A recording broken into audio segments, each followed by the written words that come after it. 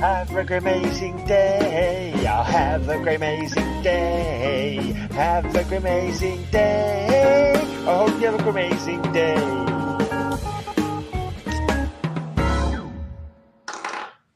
Hello! Nobody watching, but hello anyway. Just me and you, man. Just me and you and box number 6 for me to go through today. How's your week been? Busy. Painful and busy. Yeah. Too much trying to get too much done, mate. You need to respect your aches and pains and try and, not harass them. One would think. Yeah. Need to relax more. You got any new comics in? No. No trades in the offing? No. I'm making a decision on trades, and except for the fellas that are probably going to join us on here today, I may be cutting off trades and AOKs altogether soon. Yeah. People really come after me, so I'm done initiating trades. I know that much. Yeah, trades is not that, I don't know. You're certainly the biggest trader in the community.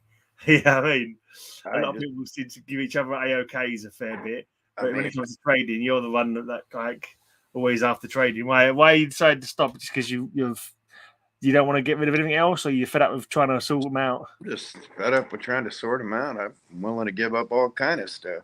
Cut people all kind of breaks. Give it everybody that's dealt with me's got a good deal out of it. And it's like, if I'm gonna pay a ton for shipping or whatever, I got. Yeah, that's the other thing. So I keep it stateside, but I figure if I'm going to trade off the first appearance of Black Panther and cut 40% off the value and still get wafted at, it's like, well, I ain't messing with that again. Yeah, it's a tricky thing, isn't it, I suppose, when it comes to trading. I imagine in some ways trading's trickier than selling, maybe. Well, it makes me kind of crazy because some of the books I want, I know that people have duplicates of, and it's like, come on, you got a duplicate. It's a book you want. You can get a great deal, and they can't get it through their head. It's like, well, I'm not going to force it through your head, later, or just color it a regret because, Well, people have got their ways, ain't they? That's it. Some people they want to keep their books, don't they? Some people even that's the mind-boggling part.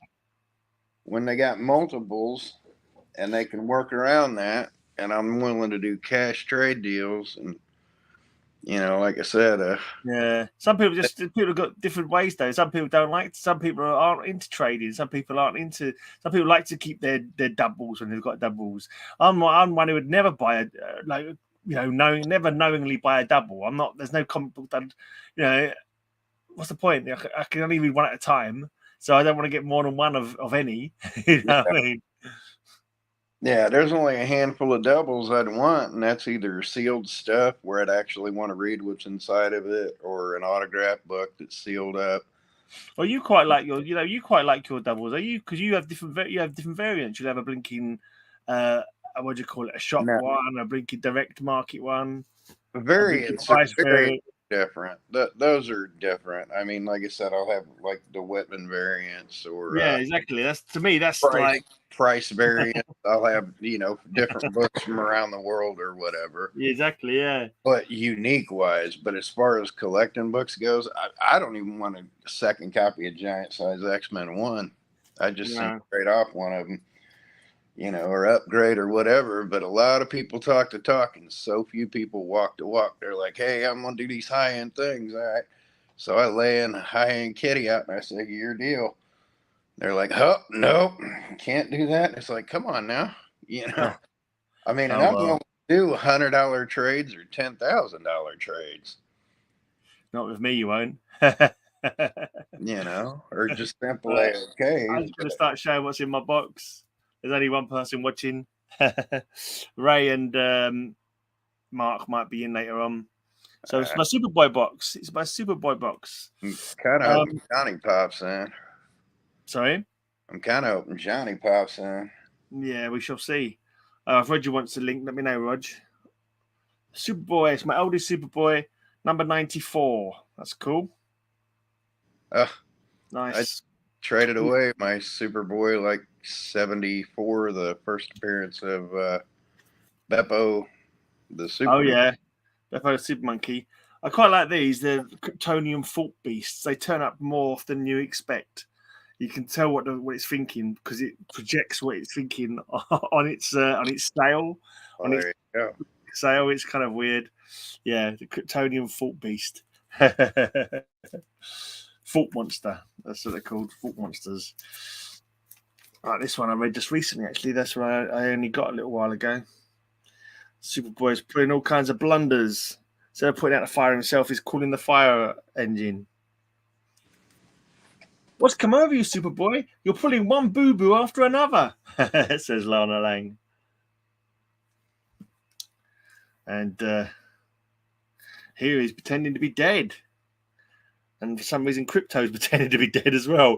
I guess Crypto pretending to be dead helps to seal the illusion, I'm guessing. So, poor Pete, he doesn't know I'm using super willpower to make my heart stop beating. And much tricking me to believing that my dog Crypto and I have died. He's even got like a little note there as well. Last will and testament. Pete Ross. How does he do that? That kind of goes with the Superman 213, where I sent to you that he wrote his last will and testament on that bank vault. All right. Hey, Ranger Sly. Hi, Roger. Hope you're okay, Sly, Ranger. Evening, gents. Hope you're both doing well. I don't suppose you've got your computer so you can come on and join us. I'll send a link to Roger, though, so he can pop in later on. I'll send the link to Ray. Right, this one's got some markings on it, and it's got a rusty staple as well by the looks of it. Clark Kent Super Show Off. Welcome to Smallville, home of Super Clark Kent. Ah.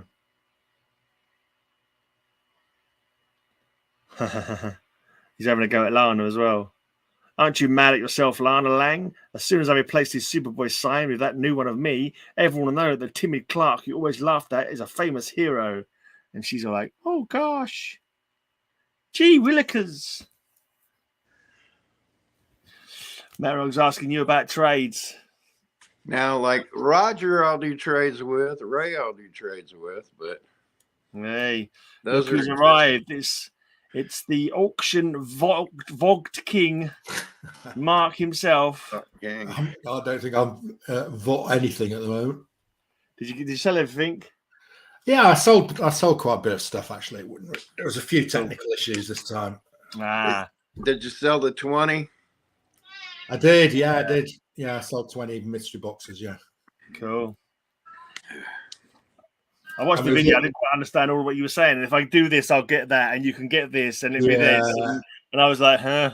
Yeah, I've got no money anyway, so I won't bother. Yeah, Tom, I love this one. The Atomic Superboy. It was a lot harder work. A lot harder work than just doing straight auctions. Is it? Oh, right. I'm sorry we asked you to swallow those 2 new chemicals so we could observe the reaction in your stomach. It's causing an atomic explosion. Every time you breathe, you will emit nuclear fire. Look at the price label. Look at the price stamps on that. I know, well. Yeah. I've had a few curries like that. Yeah, no, he's got 4 stamps on this thing. That's great. Yeah. I mean, CGC are meant to ignore stamps. I'm not quite sure they'd ignore all 4 of those. Yeah, it's kind of overkill. I think this might be someone's collection. This one's got 28 written on it, and then the next one, which should be afterwards. I don't know why it's a lower number, unless they're counting down. This one randomly's got 27 written on it in a circle. Okay. This is one of the times that he becomes a wolf boy. Oh, I've got that one, yeah. Yeah, I think like that one. I think Lois has become a wolf girl at some point, and maybe sure I've seen that. This definitely been reprised a couple of times. Yeah, I like that one. I've got that one. Nice. Yeah. It's true, Lana.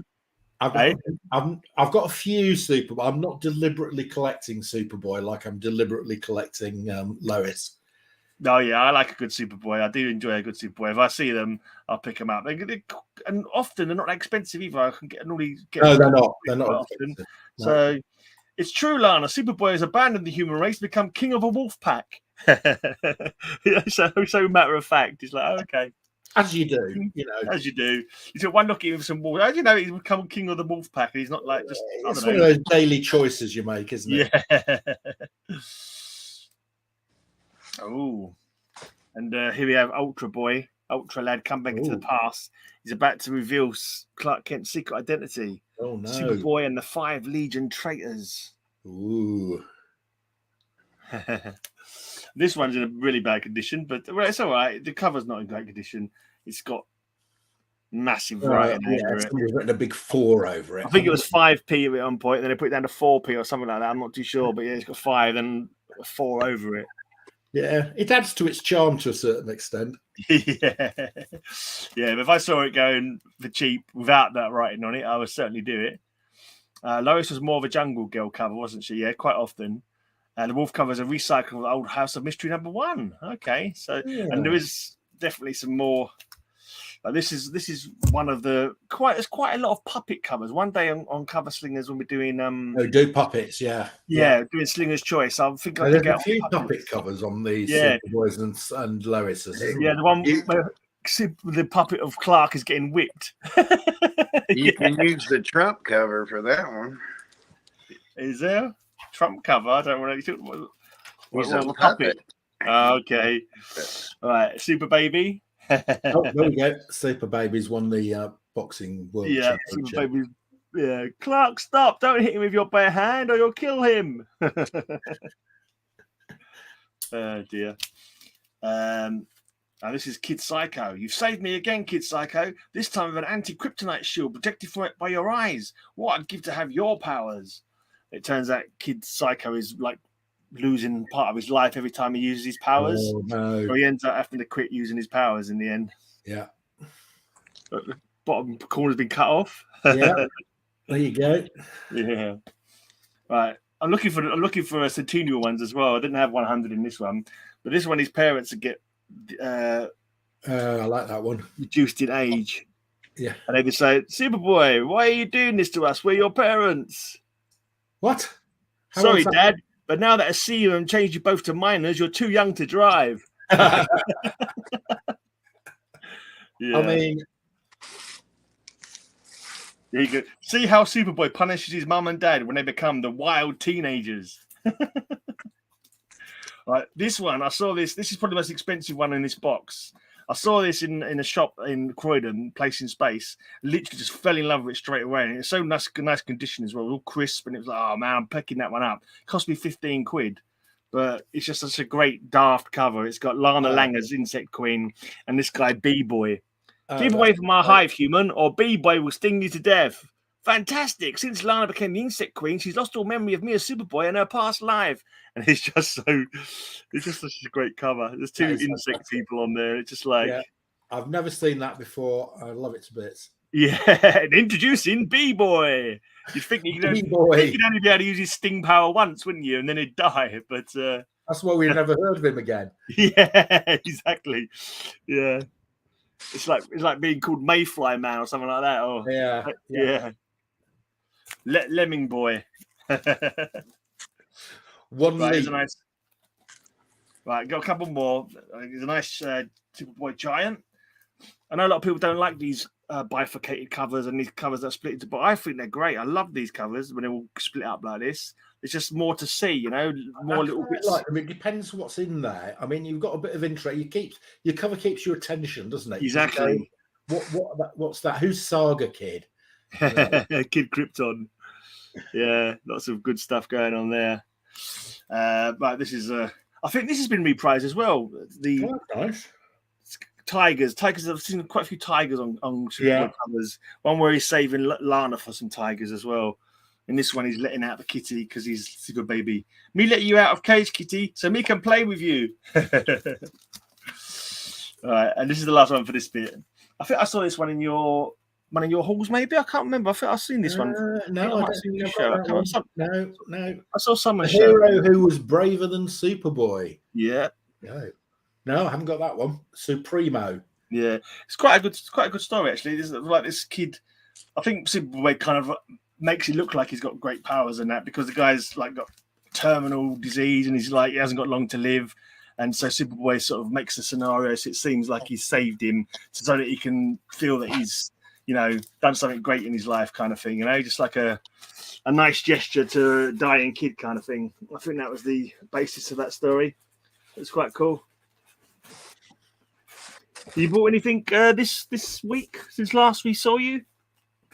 Have I bought anything? Yes, I bought quite a lot, but it hasn't. It's not got here. We've got major problems. Oh so dear. Postal service is completely useless. We got strikes, and they. And the snow has meant that I haven't been able to drive to auction houses and pick my lots up. Yeah, we've had some weather, haven't we? Yeah, so I am planning. Hopefully, if it doesn't not too bad tomorrow, I'm going to drive to an auction house and pick some stuff up. All right, cool. Yeah. B-boy, key issue. B-boy. Yeah. Ranger Slilax's types of covers as well. You got any books you want to show, Carl? Sure. You got me flipping through my DC fancy box, so I just pulled some up here. How's everyone's Christmas preparations going? Pretty close to done. I think the most impressive thing I've done is organized my 60 short boxes. Nice. Wow. Oh, Kyle, that looks impressive. And then I've got my tubs right You've got your camera on a drone, mate. What's going on? So I'm switching around boxes again.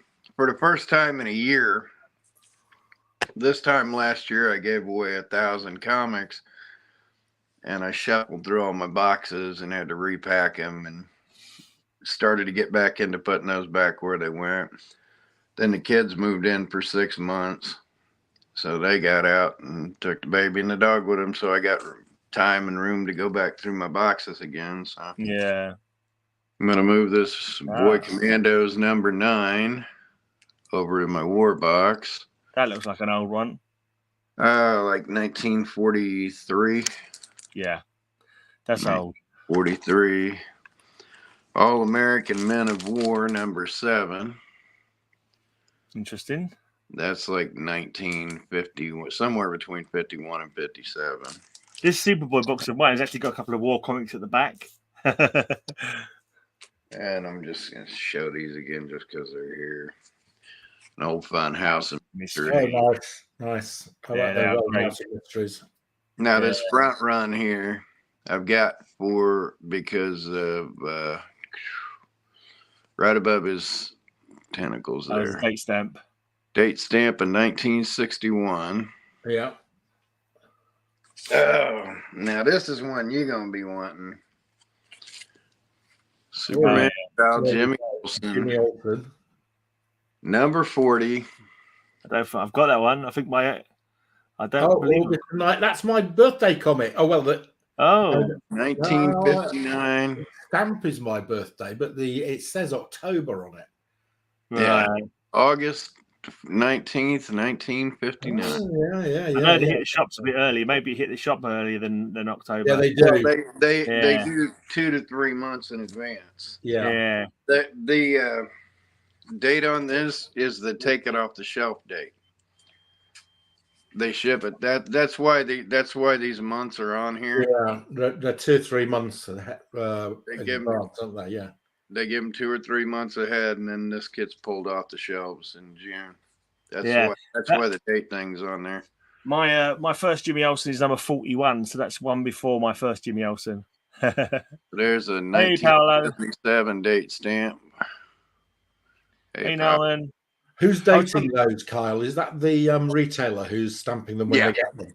Yeah, the retailers stamp them when they get them, and then they know to pull them off the shelf at that month time. My 2 favorite date stamps, since I love Neil Adams and Dead Man. All right, that's a nice one.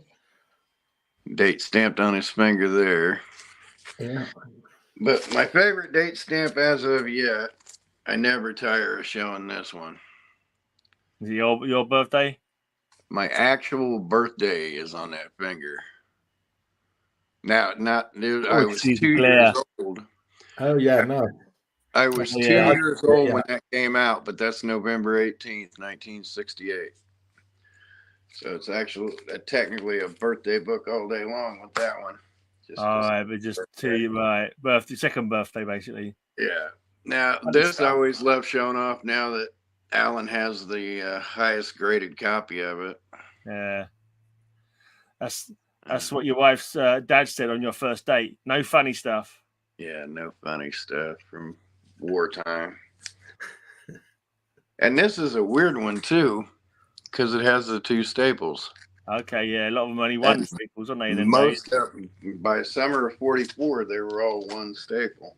A top 10 all day long. Oh, yeah, nice. House of Mystery. Yeah. The Gang by Neil Adams there is one of my all-time. I thought it might be. Stories, 178. I was going to say Neil Adams, but I didn't want to sound like an idiot. But I got it right in my own head. Bear Away from Adams for 182. I've got that one. I bought a batch, and it had that one in it, but the massive tear out the cover, so I had to buy it again. I bought it properly because the whole corner was off, like a long bit. And I was like, kind of like, so I bought it and gave the other one away to just give it to someone to get rid of. Back to Classic Adams, House of Secrets. Yeah. These are great. I love these Neil Adams, House of Secrets, House of Mystery. Yeah, anything of that kind of era, those kind of great covers on. Because they've got single cover. Yeah, exactly. Every single cover is great. And those and the Strange Adventure ones, and just loads of interesting. Don't ever see them cheap though, do you? That's the trouble with these House of Secrets. You never see them going cheap. Missed it by 1 September. No, he's talking about the first bit of Swamp Thing. Oh, yeah. By 1. Ah, yeah. Probably missed it by a few numbers on the price as well. Yeah, I won't be owning one of them anytime. Sandman, just because it was sitting there. It's kind of weird because I've got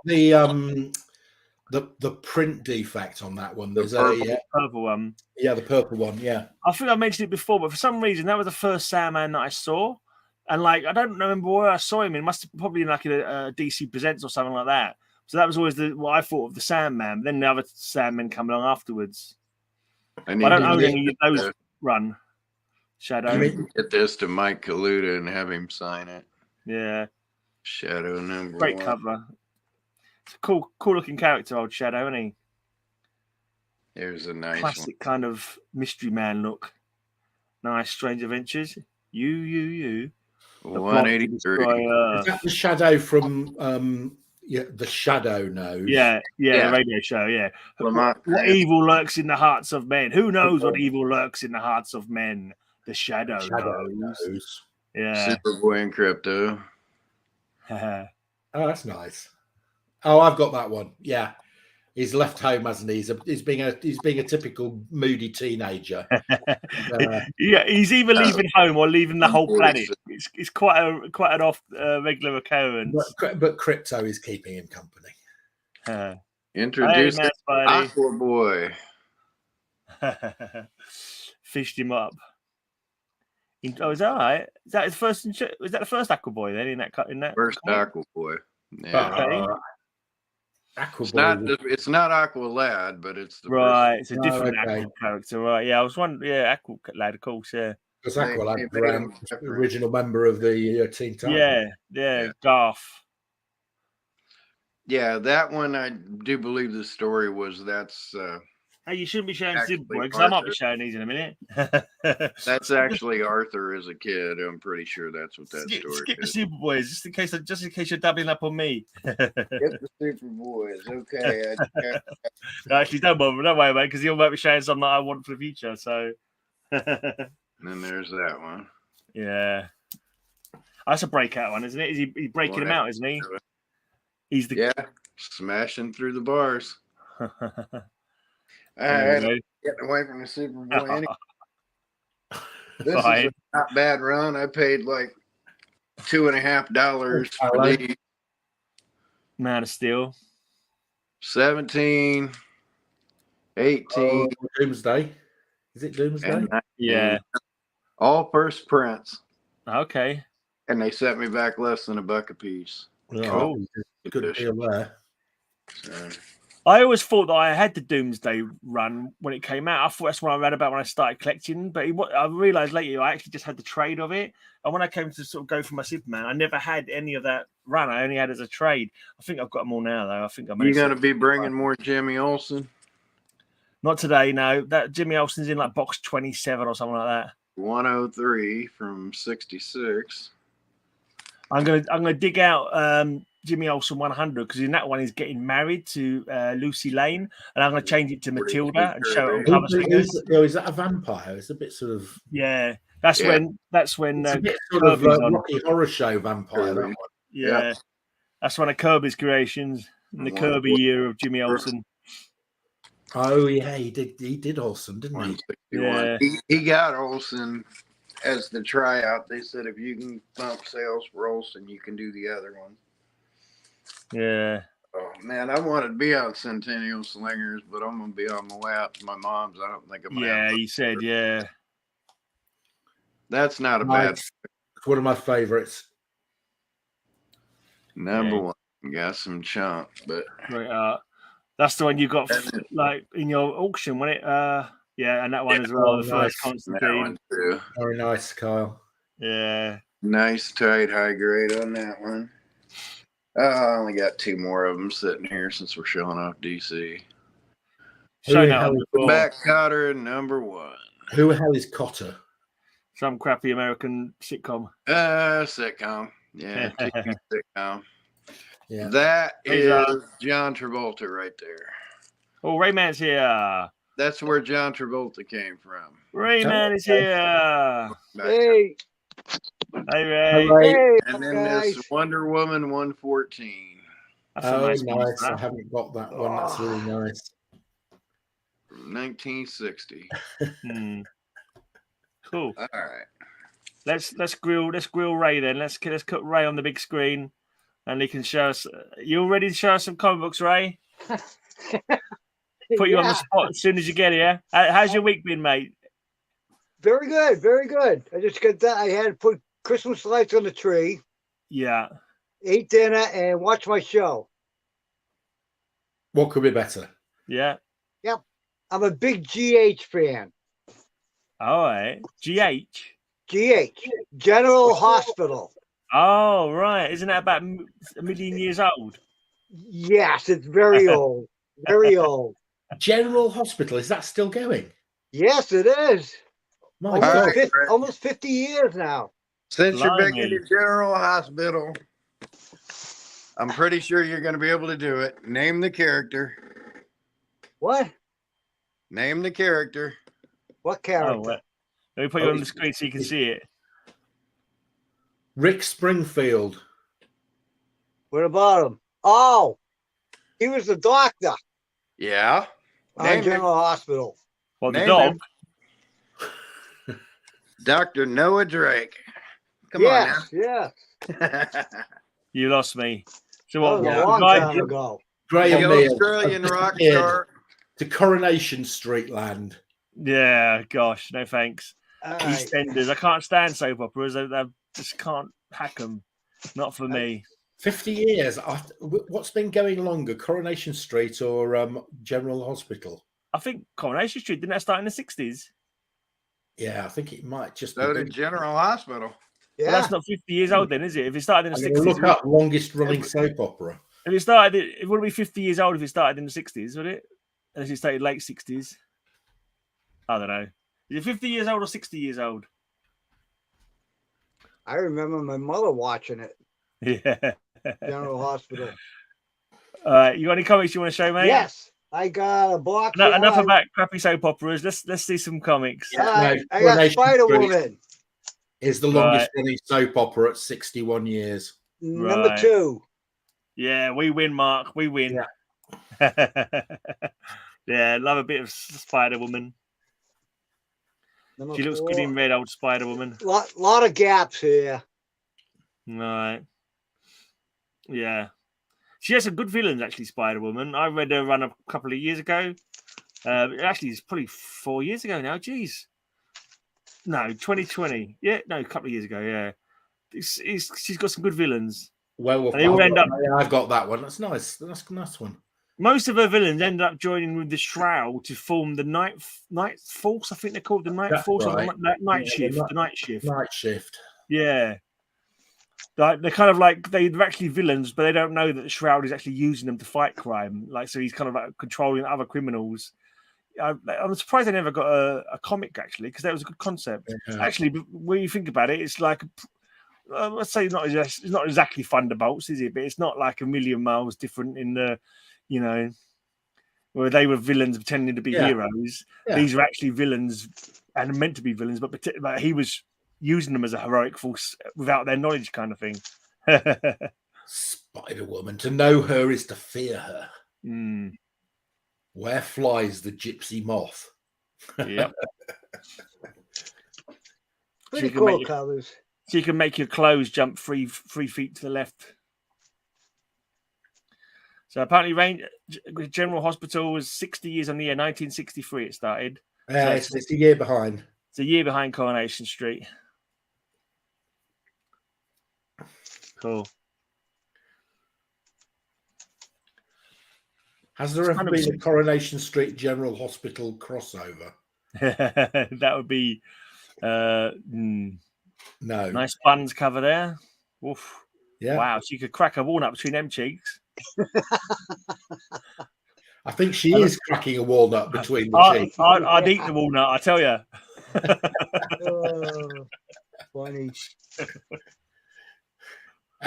Right. That is one of my business is called Suddenly Comics, and that's that's one of the ones I've got on my to buy list page. Yeah, Suddenly the Shroud. Yeah. There's loads of comics with Suddenly the something. Yeah, of course. Yeah. Now, Ray, even though I'm kind of giving up the trade thing, I haven't forgotten these are sitting right in the front of a box there. I don't know. Journey of the Mystery. Ray written all over them. Yeah. Cults and robbers. I think this is a pretty undervalued series, this first series of Spider-Woman. I quite liked it. I was pretty engaged with it when I read it. I wasn't like, it was a bit bitty, maybe, like where she 1 minute she'd be in one town, then she'd go to another town, and I think she changed jobs about 4 times. She started off in London. I didn't realise until I actually was reading it, even though I'd read a couple of her books ages ago, but she's English, isn't she? I didn't realise that. Is she? I didn't know. Yeah, she's English. Yeah, no. There's another one sitting up front for you, Ray. I think it said she was born in London. Then when she was a kid, she went to Wondergore, where she was bitten by a spider or a snake or something bit her, and she was put in a pod by the High Evolutionary, I think, and given some serum, and then she ended up getting the spider powers. Oh, so she was hatched, was she? Well, a bit of a weird one.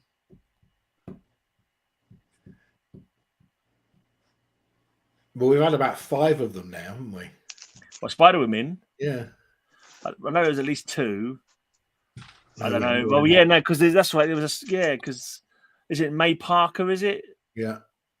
Yeah, that's beyond my Marvel reading times. There was a blonde-haired one who had the psi-webbing powers. I can never remember her name, but yeah, I remember her vaguely.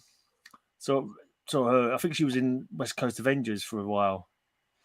Can never remember her name. Got a cover. I've got a Spider-Woman #1, and it's got 5 Spider-Woman on the cover. Okay. Yeah.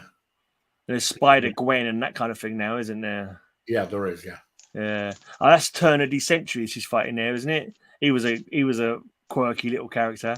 Turn of the century. Turner D Century, his name was. Oh, Turner D Century. Yeah, so like turn of the century, basically. He was like, he dressed up in like a boater and like a boating jacket or something. He had an umbrella and he went around on a bicycle that could fly. It was yeah. May Parker was Spider Girl. Hi, Werewolf. Didn't see you there, mate. Hope you're doing well.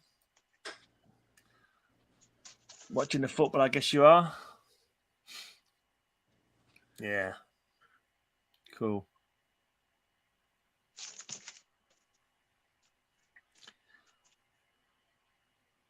That's a nice one. More tigers. We've had some tigers. Yeah.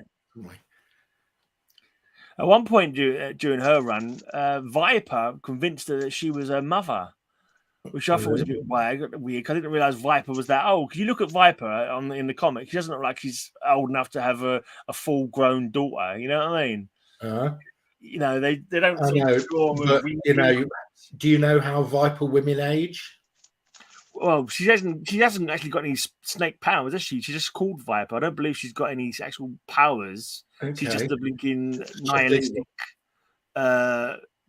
crazy woman. I don't think she's actually got any superpowers. Okay. But it's just how comic books are drawn. If you look at Viper's face, she could be the same age as blinking. You know what I mean? You very rarely get a wrinkly, older-looking character unless it's Aunt May or is it Destiny from the Brotherhood of Evil Mutants. She sheds and has regenerative powers. So who, Viper? So yeah. Yep. Viper's got regenerative powers. She sheds. Yeah. I've never seen that in any comic book with Viper I've ever read. Yeah, it was such a big trope they put it in the Wolverine movie. Oh, we've got Spider-Woman versus Tigra. You saying Viper was in a Wolverine movie? Yeah. What Wolverine movie was Viper in? Wolverine, or not Origins. The one where is it Origins where he fought in World War II? Yeah, Origins. I've got that one. That's a nice cover.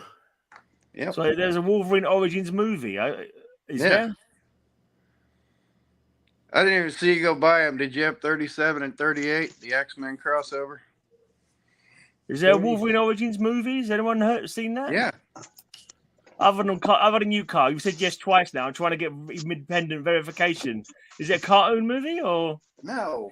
Here, I'll go get it. I don't remember if I've seen that.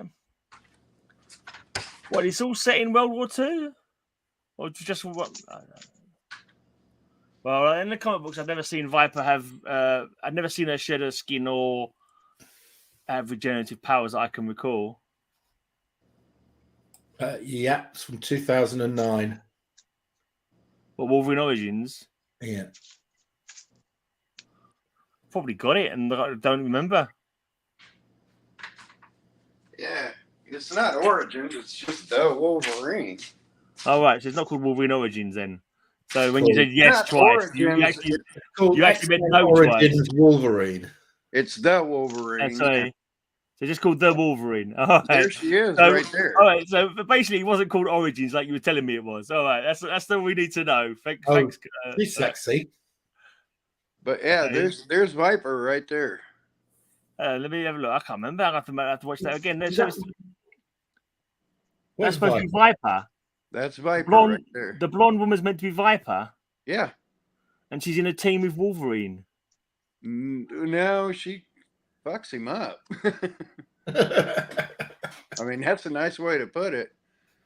She makes a mess of it. Yeah, because I know Silver Samurai. Is that the one that's got Silver Samurai in it? Because I know Silver Samurai and Viper did meet where they're working together. He worked for her rather than the other way around. I don't remember him.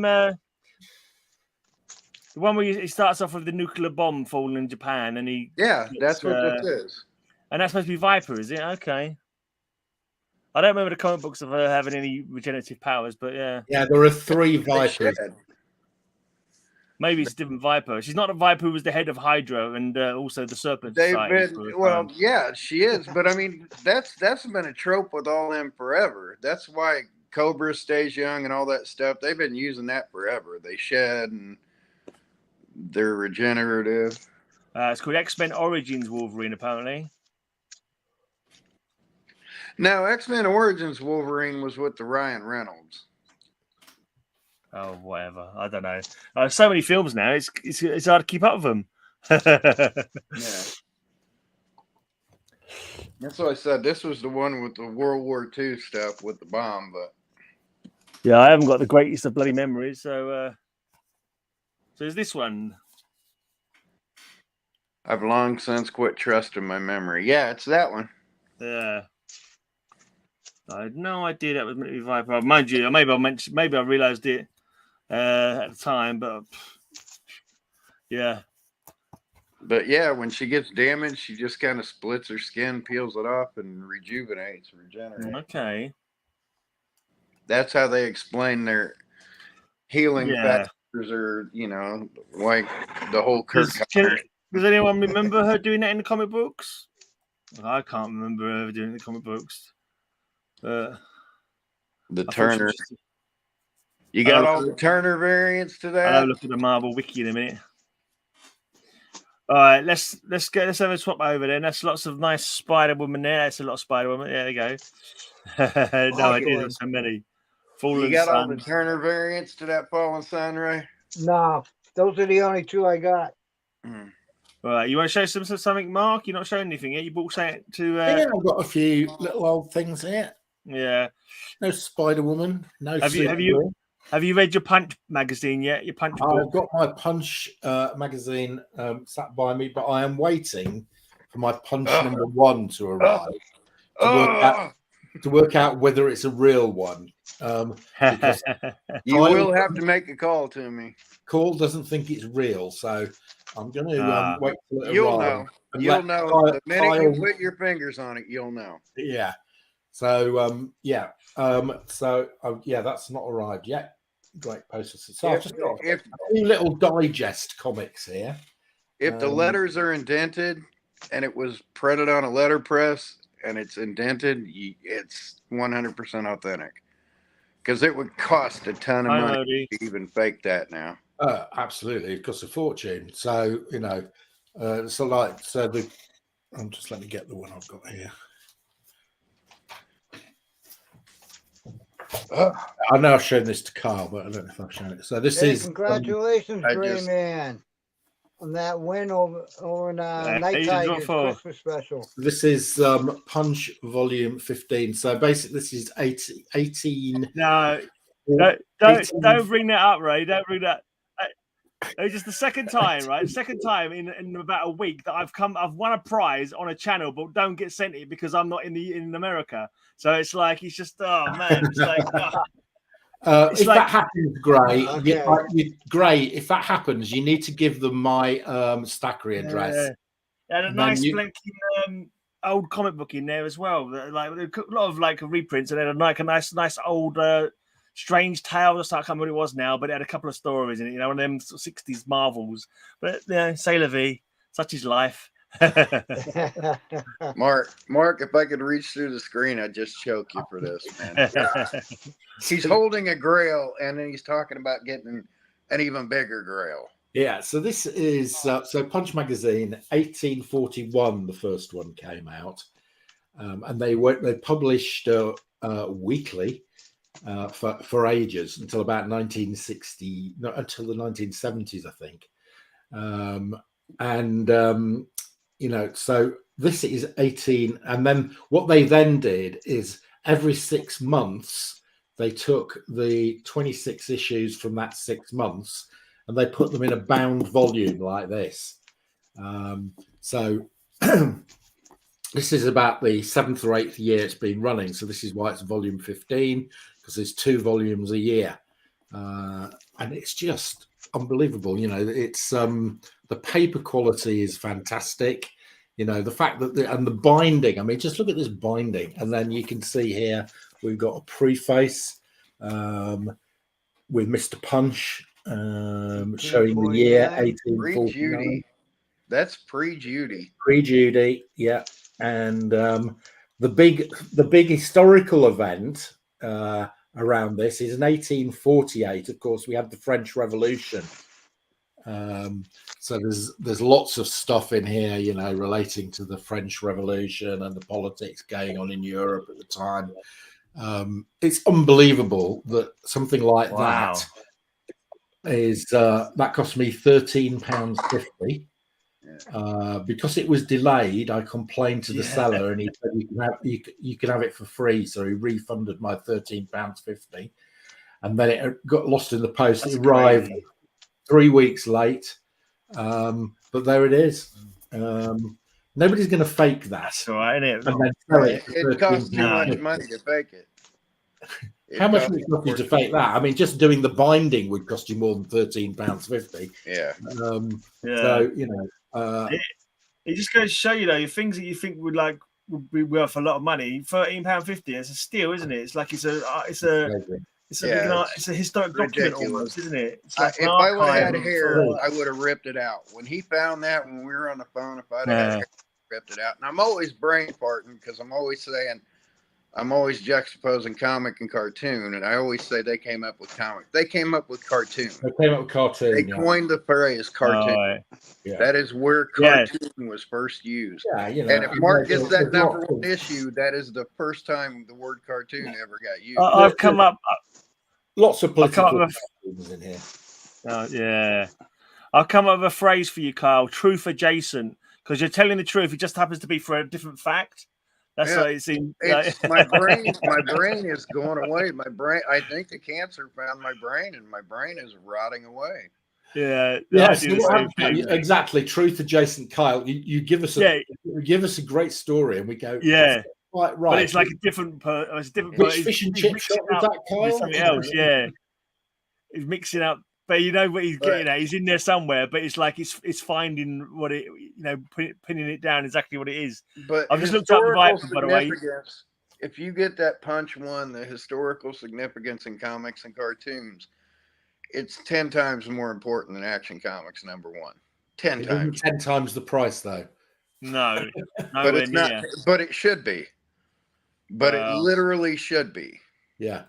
I guess it's a matter of who wants to collect it, though, isn't it? It can only be like worth more if there's a lot of people who want to collect it. I mean, there's just a comic book history. That's my goal, is to just expand people's truth adjacent knowledge. And the other thing, of course, is the quality of the paper, because they weren't using mechanical pulp.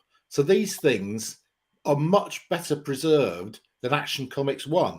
How much older than this? This is nearly 100 years older than Action Comics 1, and look at this. The paper's intact.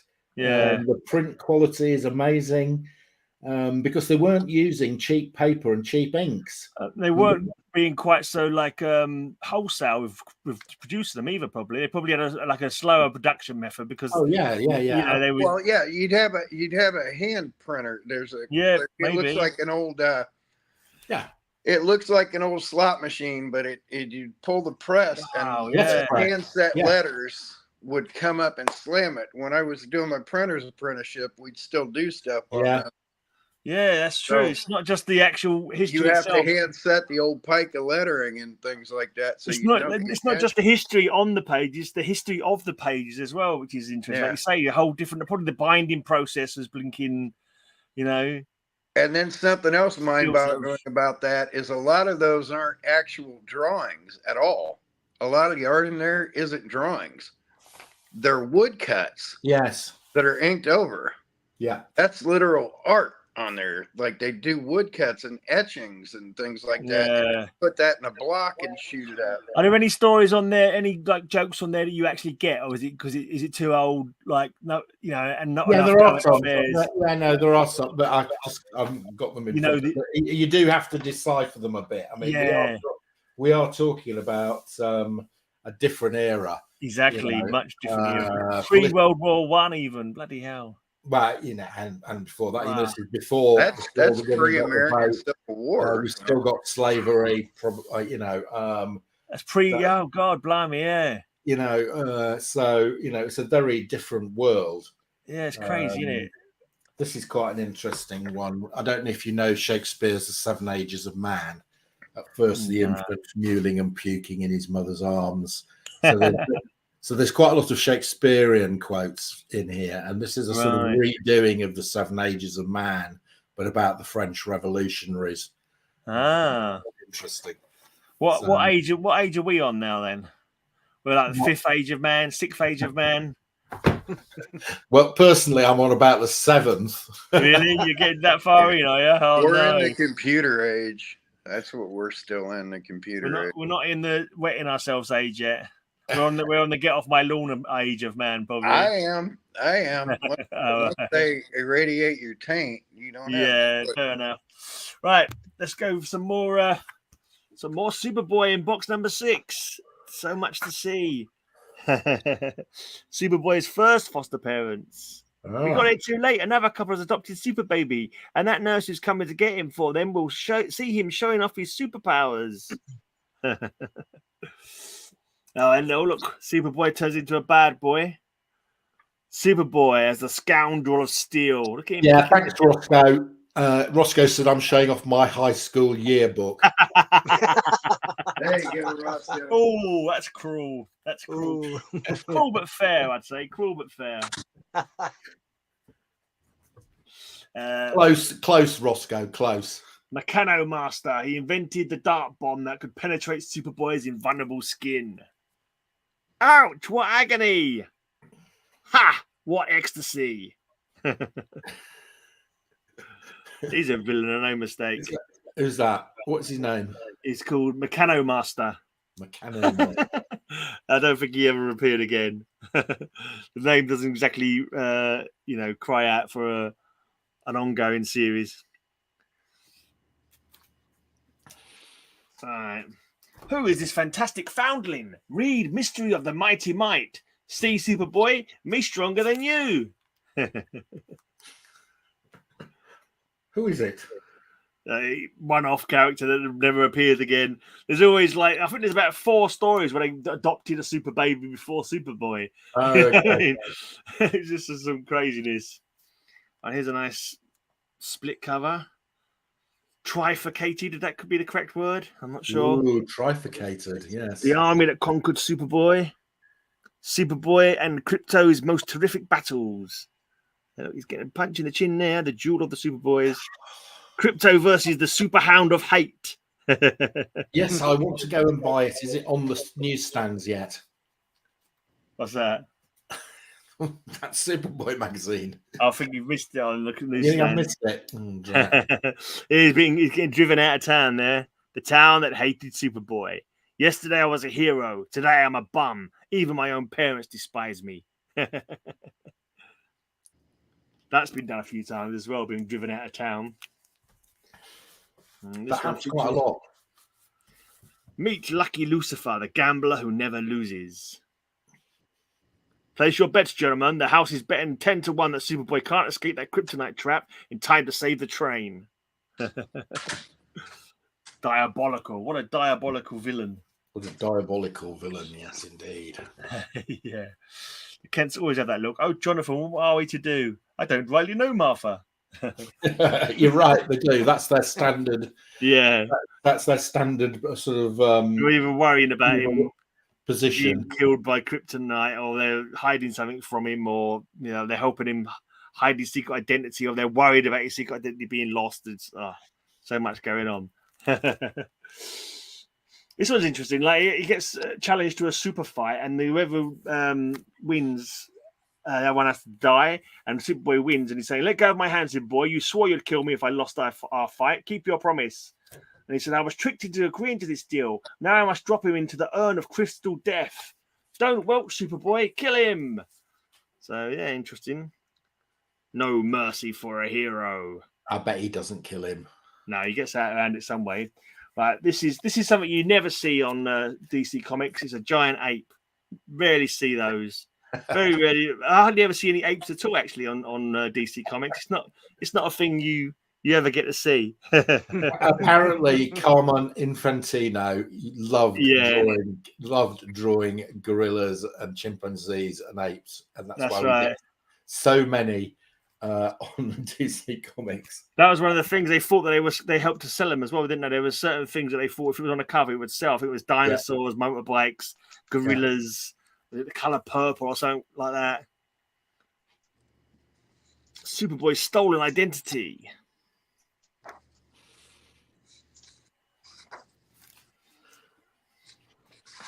This one.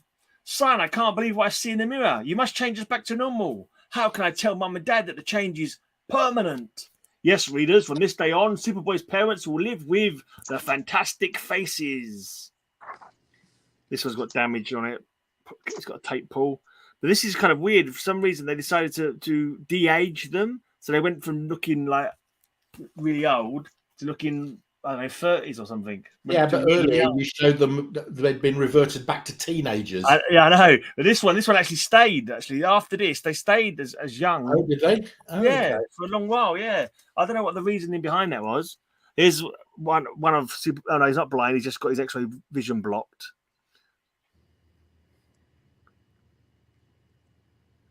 Ooh.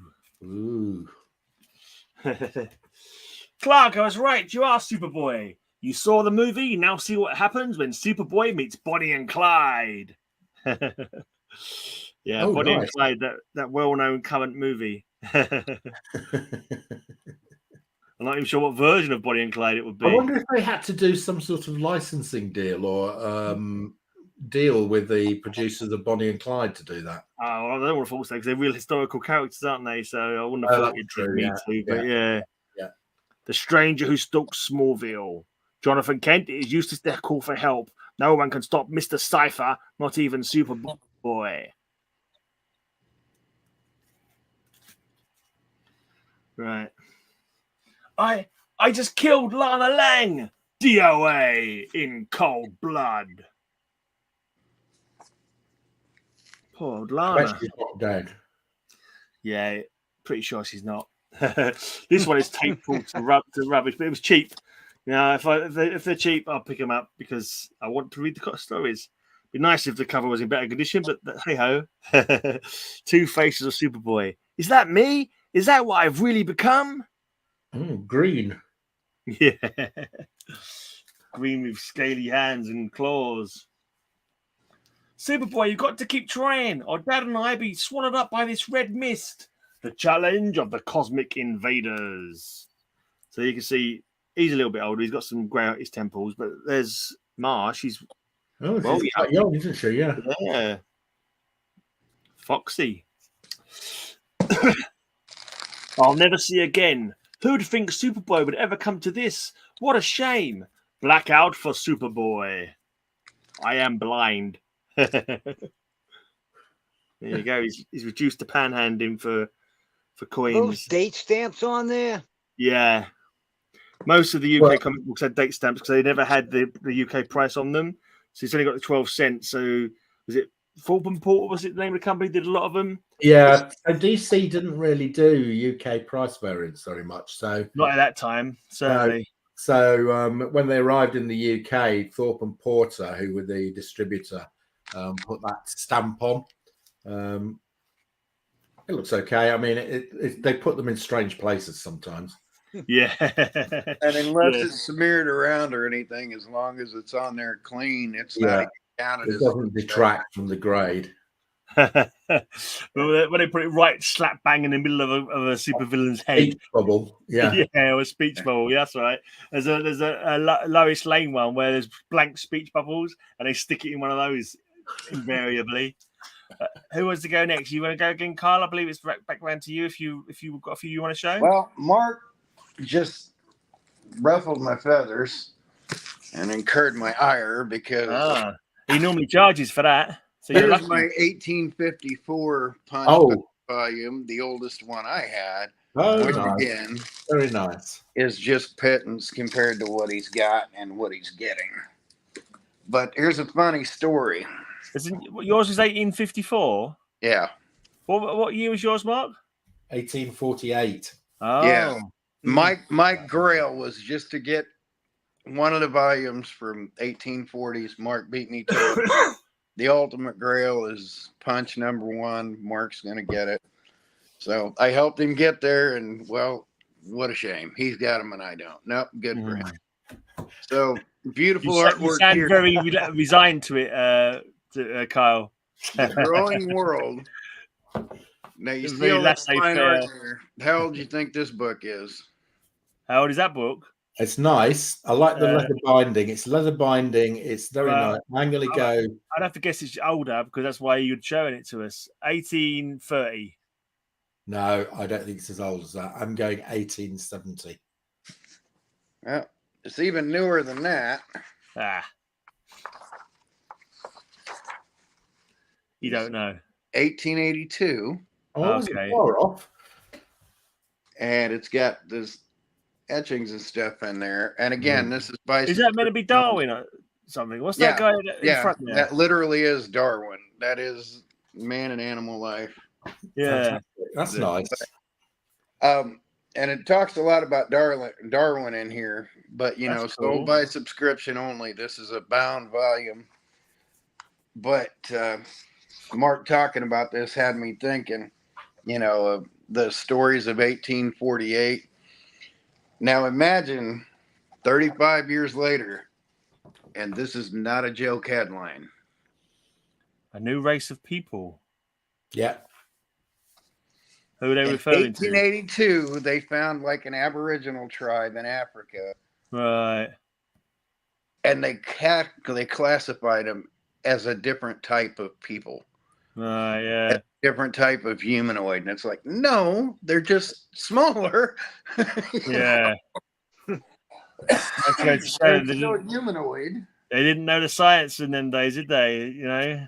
I mean, they literally were like, you know, is this a different type of creature? And it's like, no, you still don't understand. They're all human. Yeah. They're just, you know.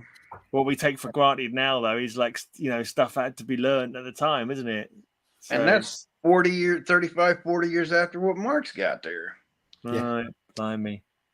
And I love going through those. But I mean, books like that, that's a bound volume of historical magazine stuff. And it has that art and those word bubbles and things like that. And all those things that steadily became a comic book. So on a technicality, that's a comic book. That's a bound volume of what became comic books. The Textilio magazines.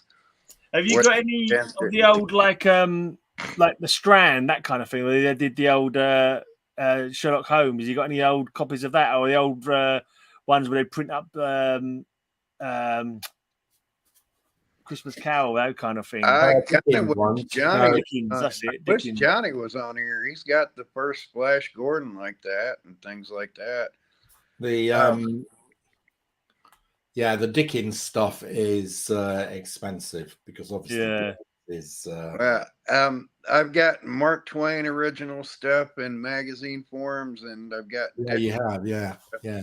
When I take these back up, I'll grab the Dickens book and show you a Dickens book. What about pulps? You've got many old pulp magazines. I keep trading them away, but I still got some up there. Yeah, interesting. You showing something, or are you showing anything else? No, I just grabbed those two when I go back upstairs. Yeah. I'll fish out I'm gonna log off in a minute because I'm knackered. I'm going to get up early in the morning, so I'll just show you some. All right, yeah. Digest things. Yeah, we'll let you show you these things, and you can toddle off, and we'll see you tomorrow night. Well, and then before he gets away, I'll go up and grab that Dickens too, so he can see it before. So these are just little digests. They're not. Kyle's going to grab his Dickens. You all heard it here. That's got to be worth one of these, isn't it? But he's going to. Dirty old man. Good one, Gray. What were you saying, Mark? I interrupted you there. I missed what you said. I was just trying to come up with a Dickens pun. Oh, you know, like he's going to get his old curiosity out. Yeah, he's going to give his Oliver a twist. Oh. Yeah, let's have a look at these digests. Okay, so some little digests. This is a little comic called Star. Oh yeah, Star Blazer. I think I got one of those upstairs.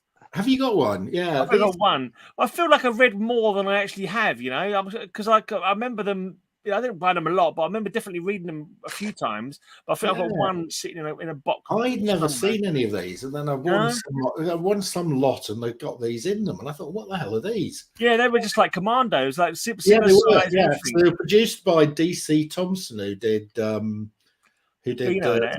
and Beano, and they sort of thought there was a gap in the market for sci-fi. So they decided to produce this little sort of thing here. You're right, a little bit like the Commando magazine. Yeah. Called Star Blazer, but it ran for quite a long time. I thought it did. And what I remember, it was quite not bad stories either. They were quite decent stories. Like No, all that's really good. self-contained. Some really good writers, you know. Yeah. Some good artists as well, you know. So it's all, you know, it's all black and white. Yeah, I remember now. Yeah, black and white, illustrated. But I think there's some really good, you know. There's some people like Mark Bisley and you know, some of the 2000 AD guys sort of cut their teeth. Simon Bisley. Yeah, Simon Bisley. Yes, sorry. Is that spaceship with sails? Yeah, of course, because there's a lot of wind in space, Gray. Yeah, you know I have seen that trope before though, like space yachts, like the astral winds or something like that. I don't know. Yeah, it's very weird. The Exterminator. I think the one I've got is like a giant robot on the cover. Oh, well, those are always good, aren't they? Giant robot. Yeah. Can't go wrong with a giant robot. Escape from the Devil's Moon. Yeah. But it's quite interesting looking through it because you look at the authors and you go, really? Oh, okay. The other nice thing about these, they've all got a space-related factoid on the back. That's pretty cool. So this is in June 1963, the Russians launched Vostok 5. During the second day in space, Vostok 6 was launched. On board was the first woman in space. Right, guys, challenge. Where's Kyle? Who Sally was the Ride. first woman in space? Sally Ride.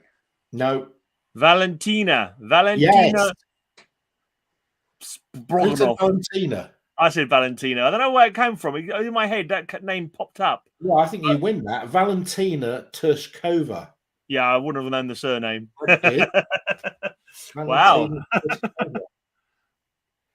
Valentina Tershkova. She was brave. She was.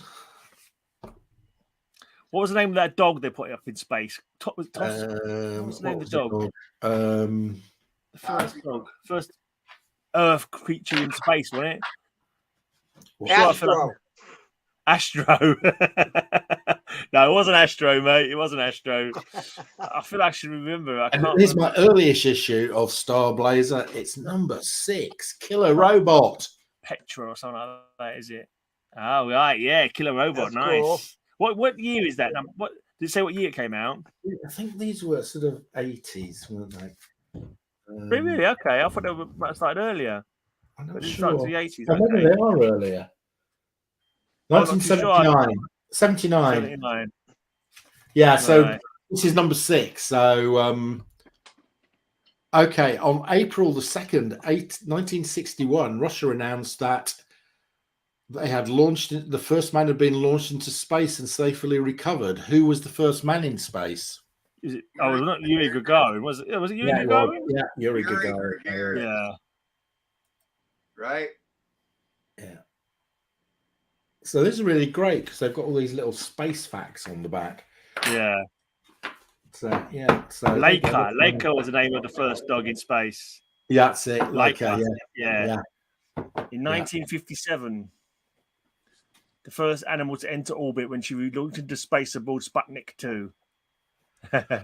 Laika's presence led to the mission being dubbed Mutnik. Oh dear. Oh no! She was also the first to die in orbit, as no provision was made to return her to the ground. Oh. Is she still orbiting, or yeah? So someone must have made a superhero character where she comes back from space. Yeah, there was a series last year, wasn't there, by Jeff Lemire called Primordial, which was about the animals that were launched into space. Yeah, interesting.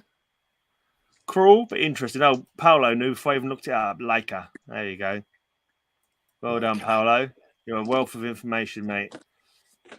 Is that anything else you want to show? So we just have a look at his Dickens. Get his Dickens out so you can go to bed and dream of it. Yeah, I can't go to sleep without seeing Kyle's Dickens. It's a bit droopy. Hey, Hangover. Yeah. Well, at least it's not got an Oliver Twist. Yeah. Yeah. I won't tell you about the Oliver Twist I used to suffer down there when I was a kid. Needed to say it was painful. Is that a bound volume of the original magazines, Kyle? The Works of Charles Dickens, 1870. Nice. Was that when that picture was done, or when the actual book was put together? Then when the book was put together, and it's full of things like that. Very nice. Wood carvings, printed wood carvings. And then while I was talking Dickens, I can never remember which show I showed what on. Here's the first cigarette set from 1912. Wow. Ah, that's cool. Of the Artful Dodger and all of his characters. Who's the one with the cricket bat? Let's see. It could be W.G. Artful Graves. Dodger, Fagin, Mr. Bumble, Oliver Twist, and Dumpkins. Dumpkin, okay. Dumpkins with the cricket bat, Oliver Twist Dumpkins. there. So that's a 25 card set. There's a second 5. So these come in cigarette Packs. cigarette packets, yeah? Cigarette packs. Any idea what era they came out in? 1912. Okay. Mm. And then the second set came out in 13, and then they went to like 15, 16. Have you got the full set? Yep. All Wow. 25. Nice. Very nice, Kyle. Oh, nice. 25. And then I've shown these old Argosies and stuff before. Mechanics Illustrated. I'll jump into that. Wonder. I like that. New Story Annual. Oh wow, that is big, isn't it? I can't remember if I've seen that before or not, but I do like that cover. So is that pulp stories in there? Yeah, and I'm gonna go out on a limb and say this is early to mid 40s. Right. I haven't had that out in a while. And then my other favorite one, the Cosmopolitan. Oh, yes, we see you've shown this one We have before. seen that. With Mark Twain. With Oh, an yeah. original Mark Twain short story in it. Nice. Ex-President Harrison, did it say there? Yeah. Another idiot from Indiana. So, but yeah, September of 1893. Wow. So, and I'm surrounded by crap like that. So That's like 76 years before I was born, is it? I think something like that. Wow. And then, I mean, there were just shelves full. That whole shelf was full of like. I mean, it just shows how evolution has moved on, really, and man has evolved. Hold on one second, because I totally brain farted showing this a week ago. Hold on, Mark. This is a Mandraker element here. Tum-tum. Dead air, dead air. He's got He's some now cool going to get a stuff. Mandrake. What, Tom Mandrake? What Mandrake's he talking about? I presume Tom Mandrake. How long is he going to be? You'll come up next, Ray, to show something in a minute, yeah? I'll put you on for a second then while he's... Didn't actually say how far long he was going to be. Marvel Team Up Annual. I always forget the annuals. I'm trying to get the Team Up run, but I've still got quite a few more to go. The Team Up and the 2-in-1, I'm trying to get them both, but yeah. Especially the early Team Ups. The early Team Ups are a bit pricey. They have got pricey, didn't they? You hardly ever see them. I think I've got number 1, actually. I think I've got number 1 off my mate. I start off with number 3. All right. I think I've got one as well. I don't think I've got that one. Jump back to me real quick, and then we'll let Mark get away from here. Let's look. Oh, Les Mis. Les Miserables. It's not a first edition. 1888. But this is what I talked to Mandrake about. Mysterious Island by Jules Verne. Yeah. This is N.C. Wyeth art in this. This is his biggest art influence is N.C. Wyeth here. Oh, very nice. Yeah, it's beautiful. So, and this is chock full of these illustrations. That's the artist. He went and saw the original art of these things. Cool. Oh. Nice. That's who Mandrake listed as his biggest influence was N.C. Wyeth, and this is a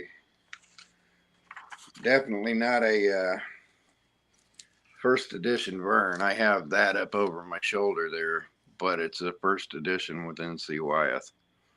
Right. That's beautiful. I love that. That's really nice. Yeah. I should have fished this out when he started talking about it, but yeah, look at the colours on that. Yeah, I was gonna say that the colour's so vivid on that picture, It's isn't it? the printing techniques they were using at the time. They're so different, and the quality of the print is amazing. Yeah. But yeah, I do have an original. Those colours haven't faded at all on that print. No, definitely not. And I do have a first edition Jules Verne here, so. But yeah. Cool. But that's Wyeth, so. All right, now we can go back to normal and go back to yeah. Cool, guys. I'm going to see you tomorrow. Go, Mark. Did you enjoy my Wyeth Dickens? One out and one in. We've replaced you. We've replaced you with a shoddy American version, mate. You're okay. You'll see. I'll see you tomorrow night. Who was on? Well, if somebody's going to replace me, it might as well be tag teaming. I can't imagine anybody better. Give me a tag up here, Mark. Give me a tag. You're such a suck up, Mark. You're such a suck up. Hey, that Punch-Bound book. I mean, that is amazing find, Mark. I mean, I can't even. Which one are you talking about? Punch one. The bound Punch. I mean, come on. £50. Yeah, free. Yeah. You not a needle in a haystack. You found a microbe in a haystack. What I tell you, Mark, I was on the phone with him when he found it. I helped him. We're searching it out, and we're searching out years, and I'm on the phone with him. Kyle's going, you're never going to find one of these. So I'm going, I've just found one, Kyle. Nice, number 4. And he just said, well, I mean, I knew how many thousands of pounds is it? I said, it's £13.50. Yeah. Because I knew how hard they are to find. Now they're easier to find over there, but I didn't think Spider-Man and the Thing. Hey, that first one you showed. I'll see you tomorrow, guys. See you later, mate. Is an important issue because that transitions when they canceled the X-Men and before the new X-Men. Okay. The annual? No. The first one you showed, number 4, Team Up 4. Yeah. Oh. This one. Yeah. You got a full run of them in your Rog? Yeah. And then by annual 1, the new team was already put together. Wow, so many more of those to go. It's ridiculous. Really? Yeah, I had no trouble with team ups or 2-in-1s at all. Yeah, I'm not concentrating. Maybe if I was concentrating on them, you know what I mean? Then maybe I'd find it easier to get them. But it's like I kind of get them when I see them, you know? Right. Going at a decent price. I mean, if you wanted to buy them all on eBay, you probably get them, but it would cost you like 20 times more than like being patient and picking them up £2 here and there. I think I found the vast majority. I mean, I started collecting around issue 20, you know, off the rack, but before that, they were cheap. I found them in the 50-cent bins, except for number 1. I had to pay $5 for that one, but other than that one. I think I paid £30 for my number 1 that I got a while back. Well, mine's a bit rough. Yeah. What's the major defect to Marvel 2-in-1 issue 1? What was it? What's the defect to Marvel 2-in-1 issue 1? 2-on-1. It says 2-on-1. Oh yeah, 2-on-1 in the corner. That's true. Kyle's trying to get me. Yeah, I remember seeing that. Now you mention it. That's a good issue too. That's a real good issue. Ties in with Werewolf by Night pretty tightly. I think I've got number 1, and the next one that I've got is like number 26. So I've got a long way to go on my Marvel team up. I guess just over here, I had they were just everywhere. Yeah, in Miami, they were everywhere for whatever. I bet are they not still in your dollar bins, or are they hard to get hold of now? I suppose I haven't looked for them because I completed that set probably 30 years ago. So I can't talk to that, but. Darren only needs issues 9 and 20 to complete the first 20. 20 shouldn't be a problem. 20 shouldn't be a problem. Cool. Yeah, Ray's doing pretty good on this run too. Yeah. I got a pretty good run on it. When did you start your do you have any originals? Any of these are your originals? Yes.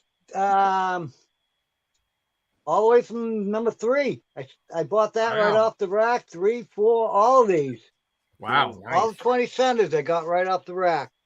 Nice. Mr. Fantastic. Have you got a favorite Marvel 2-in-1 story, Roger, that you can recall? Let's see. Well, I do. There's the one in giant size annual one with the X-Men. With the there's 2-on-1. Yeah. Oh yeah. I really like that one. Yeah. But in the regular run, let me see. There's a nice little story arc. I think it's 9 and 10 with the Inhumans. And it's like with the Tomorrow Man and then Thor comes afterwards, and that's a pretty good little story because it has to do with time travel. I was a big freak about time travel. So, to the ultimate completionist, do you have Marvel feature 11, 12, the whole 2-in-1 run, and then the whole thing run? Of course, because that was one series, just different names. that was sort of their tryout. Yeah. In Marvel feature. True. I forgot about that, Werewolf. I forgot about that. I remember having the facsimile, but I remember you sent me an original, didn't you? I forgot about that. Mm-hmm. That's a good story too with Brother Voodoo. Yep. I think the one I don't think I'm getting. Yeah, it's got some sort of Spider-Man, so it must be 2-in-1. The one where he teams up with the Beast against Professor Power, I think it is. Yeah, that's later on in the run. Yeah, like 120s or something. Yeah, I always like that story because he's that last one you showed, Ray. That's not Breaking Free, even though Greyman showed it. Did I? I think Breaking it was you who showed it. Have we had a Breaking Free week yet? Oh, I don't remember. Number 27.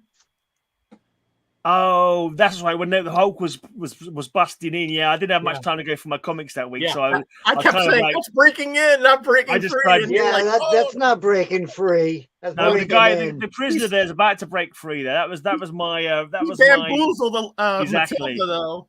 I don't think I got a good score for it, but but I think most of the ones on that week, I was just like, I grabbed the first ones. A great cover by Starlight on that one, but I was just giving a hard time. And plus, he's like huge, and then you got the little guy in the back.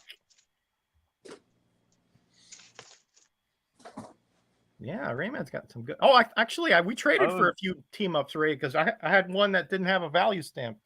That was a bit odd, wasn't it? They suddenly brought in the Human Torch teaming out because it was always Spider-Man, wasn't it? Mostly it was Spider-Man. Human Torch had a couple of issues, didn't he? Yeah, and the Hulk. Just that one. The Hulk and the Spider-Woman, I think. Yeah, that's the one that I like. Yeah, the Cockrum cover. Yeah, that's a really good issue. Let's have a look. Yep. Oh, I don't know if I've got... Oh, so King Size Annual. No, I don't got that one. I always forget the bloody annuals. And then there's a little part that transitions into Marvel Team Up 53, too, where... from when they leave that story, right. When I used to read them as a kid, I always thought they were self-contained, but it was only like it must have just been the ones that I had were always self-contained. Maybe later on ones. A lot of them were, but like this story arc here with the Knight Rider, that's like 4 or 5 issues. Yeah, it wasn't until later on that I started collecting them Dark Rider recently that I realized that they quite often followed up. Yeah, that's another one. That's person they were teaming up with, but Kyle, that's on my list for next time, buddy. What's that?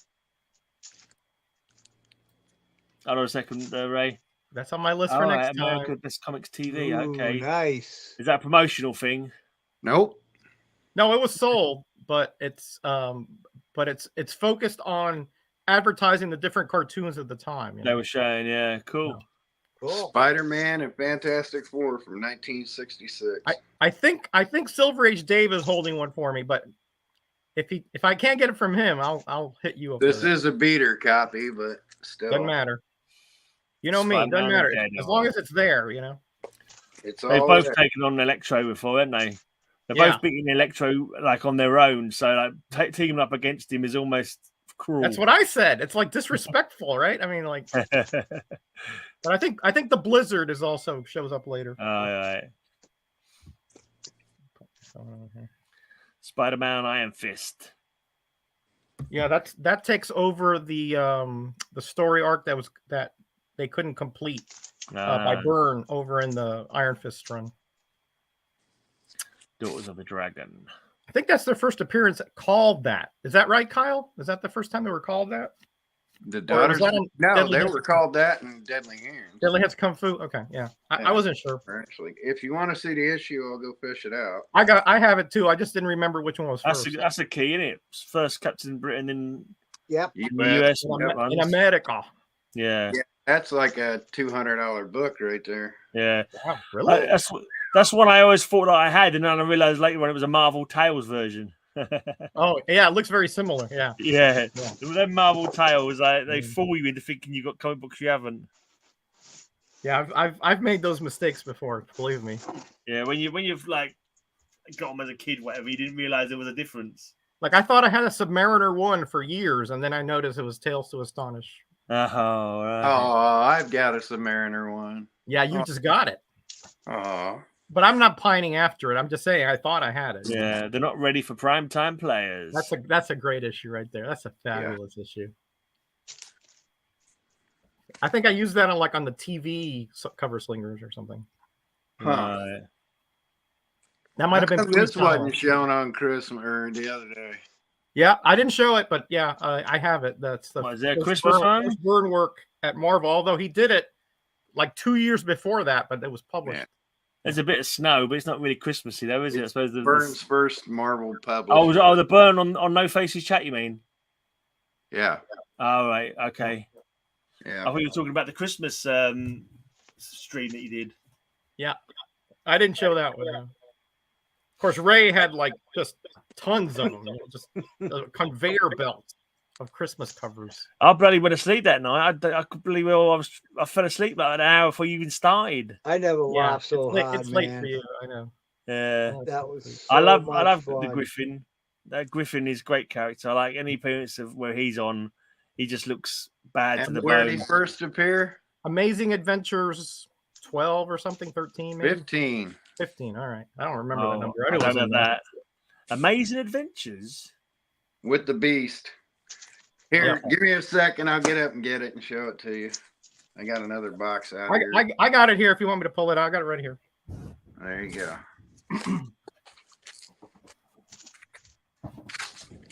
Amazing Adventures. Yeah, fantastic cover too. So I'll show it next time. Here. Fantastic cover. I'll just show it when my next turn here. Oh yeah, nice. You already got it? Yeah, I got it. Okay, I was gonna say if you didn't find it. I have the A's right to my right here. So alphabetical, blimey. Yeah, I have the A's. My system is so bad. Upstairs, like where my ones to whatever, like in a pile of short boxes. It goes 1, 2, 3, 4, 5, 7. And then number 6 is downstairs. It's a slightly different size, and I misnumbered them at one point. It wasn't too much later. I was like, I haven't got a box 6. Let's make this one number 6. So how high do you stack them? Never go higher than 3. Oh yeah, much more than 3. Double that. 7. 7, I think. Wow. Never that bottom box must be getting crushed a bit. No, it seemed fine. Never go. They're built to take it, but never go higher than 3. Well, I haven't got it. If any water gets to them, they just collapse. Yeah, well, no water is going to get to them. Oh, there's another Shroud appearance. You guys were talking about that earlier. Yeah, that's one of the ones I had as a kid. That Shroud. I always thought Shroud was cool. Yeah, me too. What's his first appearance? I'm pretty sure I have no idea. I'll ask Kyle, see if that smarty Alec knows. I don't think I've got it though. For the Shroud? Yeah. Spider-Man and Black Widow. Cool. Daredevil 47. It wasn't in the Spider-Woman, was it? What was it? I thought like Daredevil 47 or something. No. Like that. Wrong title. It's not Spider-Woman then. No. How high does this run go? I don't remember. I think 200, didn't it? Team up. 200. Team up went to 150. 150. Yeah. And then Web of Spider-Man took over. Then Web took over. It's supervillain team up number 7. 7, yeah. Okay. Super villain. He goes. That was one of them mid-70s obscure things. Yeah, he goes after Dr. Doom and thought he killed him. All right. Yeah. Cool. We're gonna torment poor Gray here in a second. Let's not torment Gray. We do that on Cover Slingers enough. Yeah. Here, well, we're small, Roger. Well, we're small, just torment him. Oh, okay. Hold on. With the first Griffin. Yeah. Who knows? Maybe one day I'll own a copy. It's not that expensive. It's not expensive, I don't think. It's only £12.50, or it's actually $8.80 for a 3.0. I need like three or four issues of this to have the Beast run, but mine's like a 4.0. It's nothing special. Yeah, that's about where I am. Yeah, if I like a villain, it's not expensive. I'll pick it out. Like First Man Drill, I had to get that one, and then I definitely buy the whole of the rest of the run. That's the only thing. If I get the first Griffin, and then I'm going to want to buy the rest of that run. Right. Hey, Bill. Yeah, I've been wanting issue 11 for a while. While you're still digging there, Ray, I'll start showing some more mine again. I'm finding stuff in here that I never even knew I had. You can show us to talk, Ray. Let's talk. Wait, Ray, let's talk. It's Revolt of the Teenage Robots. Go back, robots, go back. Oh no, I've lost control. Your combined strength could kill me. Oh, that's a fabulous cover. Did you use that for doppelgangers? I don't think it did. Okay, that would have gotten a 10 from me. Get lost, Superboy. Who needs you? Yeah, that's true, Paolo. We need Matilda to properly, harass everything. Yeah. You're My so deepest, right. darkest secrets. She knows to make stuff up just to annoy me. Well, of course. Like bloody well. There's another doppelganger cover. Zatanna being a man, and bloody well that Batgirl being boss-eyed. It's like, what are you talking about, Matilda? She's not. You can see her cleavage. No, it's a man. It's a man. Oh no, that was Zatanna. Zatanna, yeah, exactly. Yeah, Zatanna, yeah. This is my birthday book. This one, September 1969. There's a few things that we get you with every other time, like lazy eyes and. Because Matilda's imagined it one time, and now you guys know to bloody well try and we just pounce influence her with it. She's like, oh yeah, you kind of like you got her under your thumb, like you guys influence her with nonsense. That guy's a redhead. He's Jimmy Olsen. Yeah, exactly. Yeah. Well, that's another one where he's exiled from Earth. He's either kicked out of town or he's exiled from Earth. Of course, those Neil Adam covers don't go for more. Here he's leaving Smallville. Please don't leave your mother, your father, your town. You can never be a normal boy. You're Superboy. No. Yeah, those covers are so like soap opera-ish, Yeah. Like high drama. He's been replaced and sent to the Phantom Zone. Only Crypto realizes it's not really him. Yeah, the Super Phantom of Smallville. I just read this one recently, literally a week ago, and it's bonkers. Totally bonkers. A lot of those are pretty bonkers. Oh yeah, it was. It was one of those ones so bonkers or convoluted. Like 5 minutes later, you can't remember what happened. You remember vaguely there was something to do with the Phantom Zone projector, and he couldn't touch it, and somehow they went into space at one point. And I think there was a meteor at the beginning. Somehow affected things. It was like, you know what I mean? They just throw everything they can in that pile and see what happens. You get to the last page and suddenly they've got to wrap up the whole storyline in 3 panels. Right. Exactly. Jumps. Oh, he's a reform school rebel. There you go. He's stopping some kid from escaping from the reform school. But it turns out the headmaster of the reform school was treating them all bad, and he was innocent anyway. This is quite a heavy one, actually. Dad, it's all my fault. His dad's involved in a car crash, and that's not just some little knock either. That's proper write-off. Like, he's messed up. Yeah, potentially dead. It's like, wow, that's a bit heavy. Yeah, that's heavy for a Superboy. Yeah, when you think about it, there's a bit of a turn. There's a silly one. He's leaving town. Then he's been replaced. And then you've got this one looks quite bleak as well, and then it's straight to blinking car crash. And later on, there's a bloody suicide one as well. It's kind of like, ooh. Yeah. This is a nice... Superboy's Red Letter Days. A nice giant one. Lots of old stories in there. That's like Ray. He has a calendar with the red letter days. It's all red. Is it? Right, is a rather interesting one. I'm responsible for Clark Kent's death. My career as Superboy is finished. Yeah.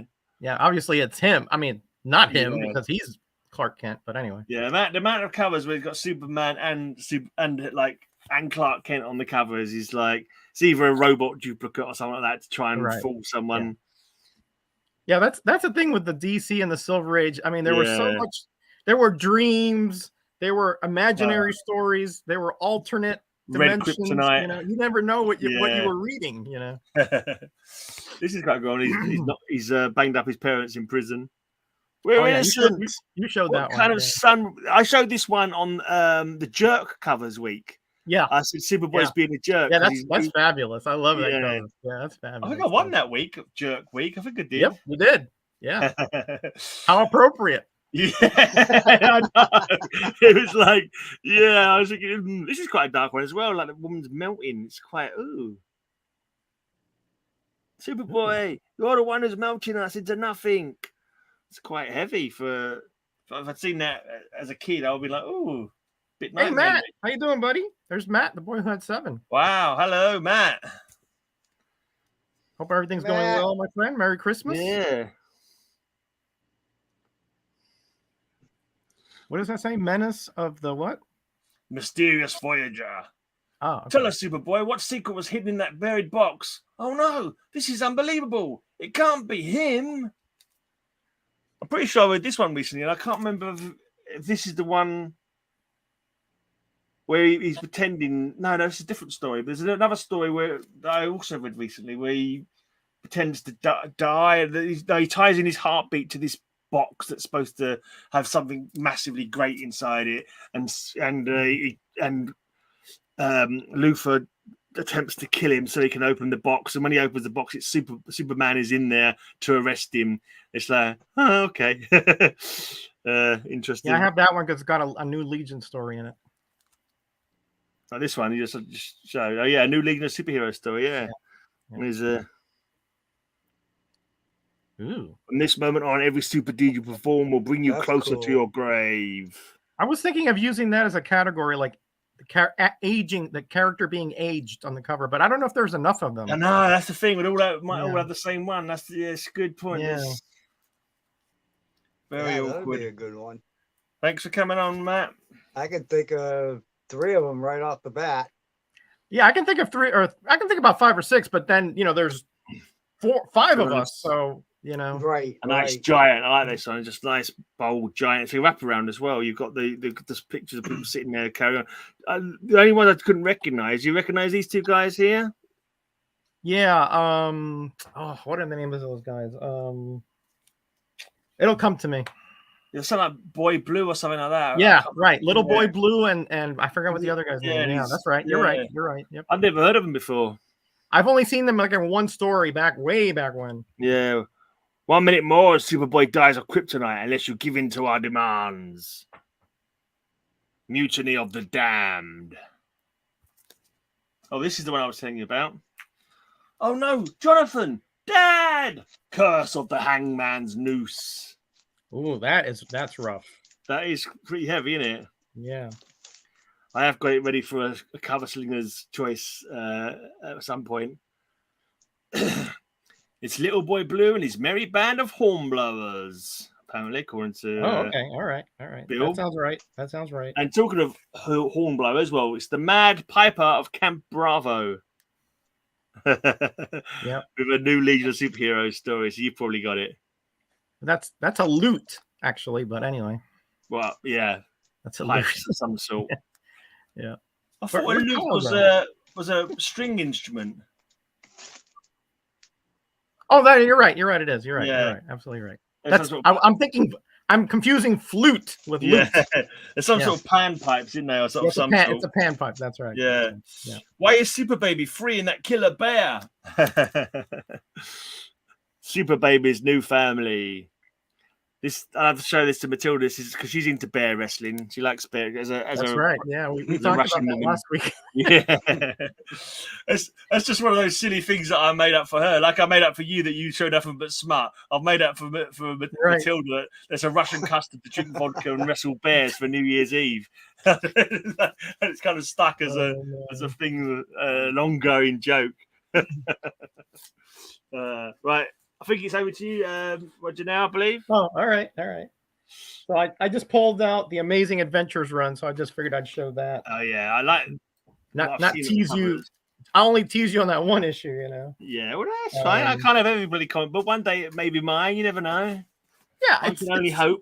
It's not, I'll keep an eye out for you. I'll find some stuff. And it's not actually on my list, but now you guys have shown it to me. It's like, oh, yeah, I wouldn't mind that. I do like the Griffin. I think Griffin looks cool. He does look good on that cover.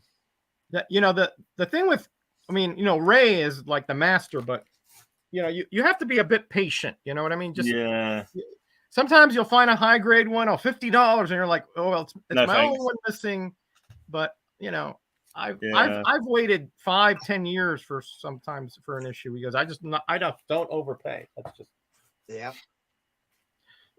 That's just not the way I function. Here's some Neil Adams. Nice, I like that. Humans and the Black Widow.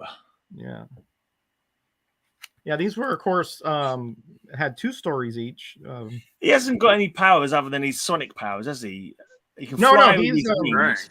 He's very strong. He can Blast fly. He's very strong as well. I was never too sure. Bub never let me finish my sentence the other day when I started to say that's the first Neil Adams on that title. And before I could get to on that title, Bub's like, yeah, that's the first Neil Adams. I was like, yeah, whatever. And here we start the, did you say high grade? Yeah, of course, you're Mr. 9.8, man. We know that. Mr. 0.5. Here's they start the picture framers here. Oh, yeah. And they changed the title box so that Black Bolt is now more prominent, as you can see there. Is it Blackagar Boltagon? Is that his real name? Is it Blackagar Boltagon or something weird? Yeah, it's like Baltagar. Yeah, it's some. Look at that weird date stamp there. It's like it's got like it has one of those little one of those little stamp with the ink. Right?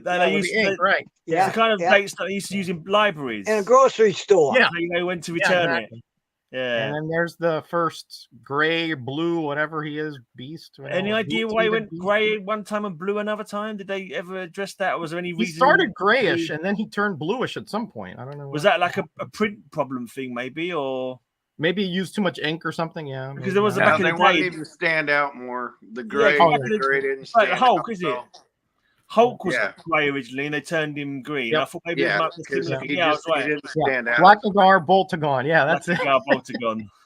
I mean, wow. Here he takes on. See, now this is rough. Here he takes on both Eunice and the Blob. I mean, that's rough. They were kind of like a team up, though, and them two, weren't they? Eunice and the Blob. Well, they were parts of the part of the Brotherhood of Evil Mutants, but they were kind of like partners. A couple of stories I've seen them both in together. They're like mates as well. I think quite friendly. It seemed to be. All right, close your eyes, Gray. Here we go. No, I want to see it. It's nice. It looks good and bold on that one. Though. Yeah, nice. I kind of looked away. Did you have issue 11 of that?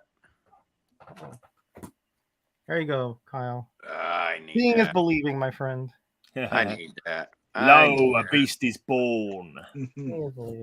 I need that, Major. I think this is a reprint, if I recall correctly. Of the, partial. From like the, how they had those in the middle of the X-Men run. They had some like partial stories in the. Well, it's his partial origin from 15.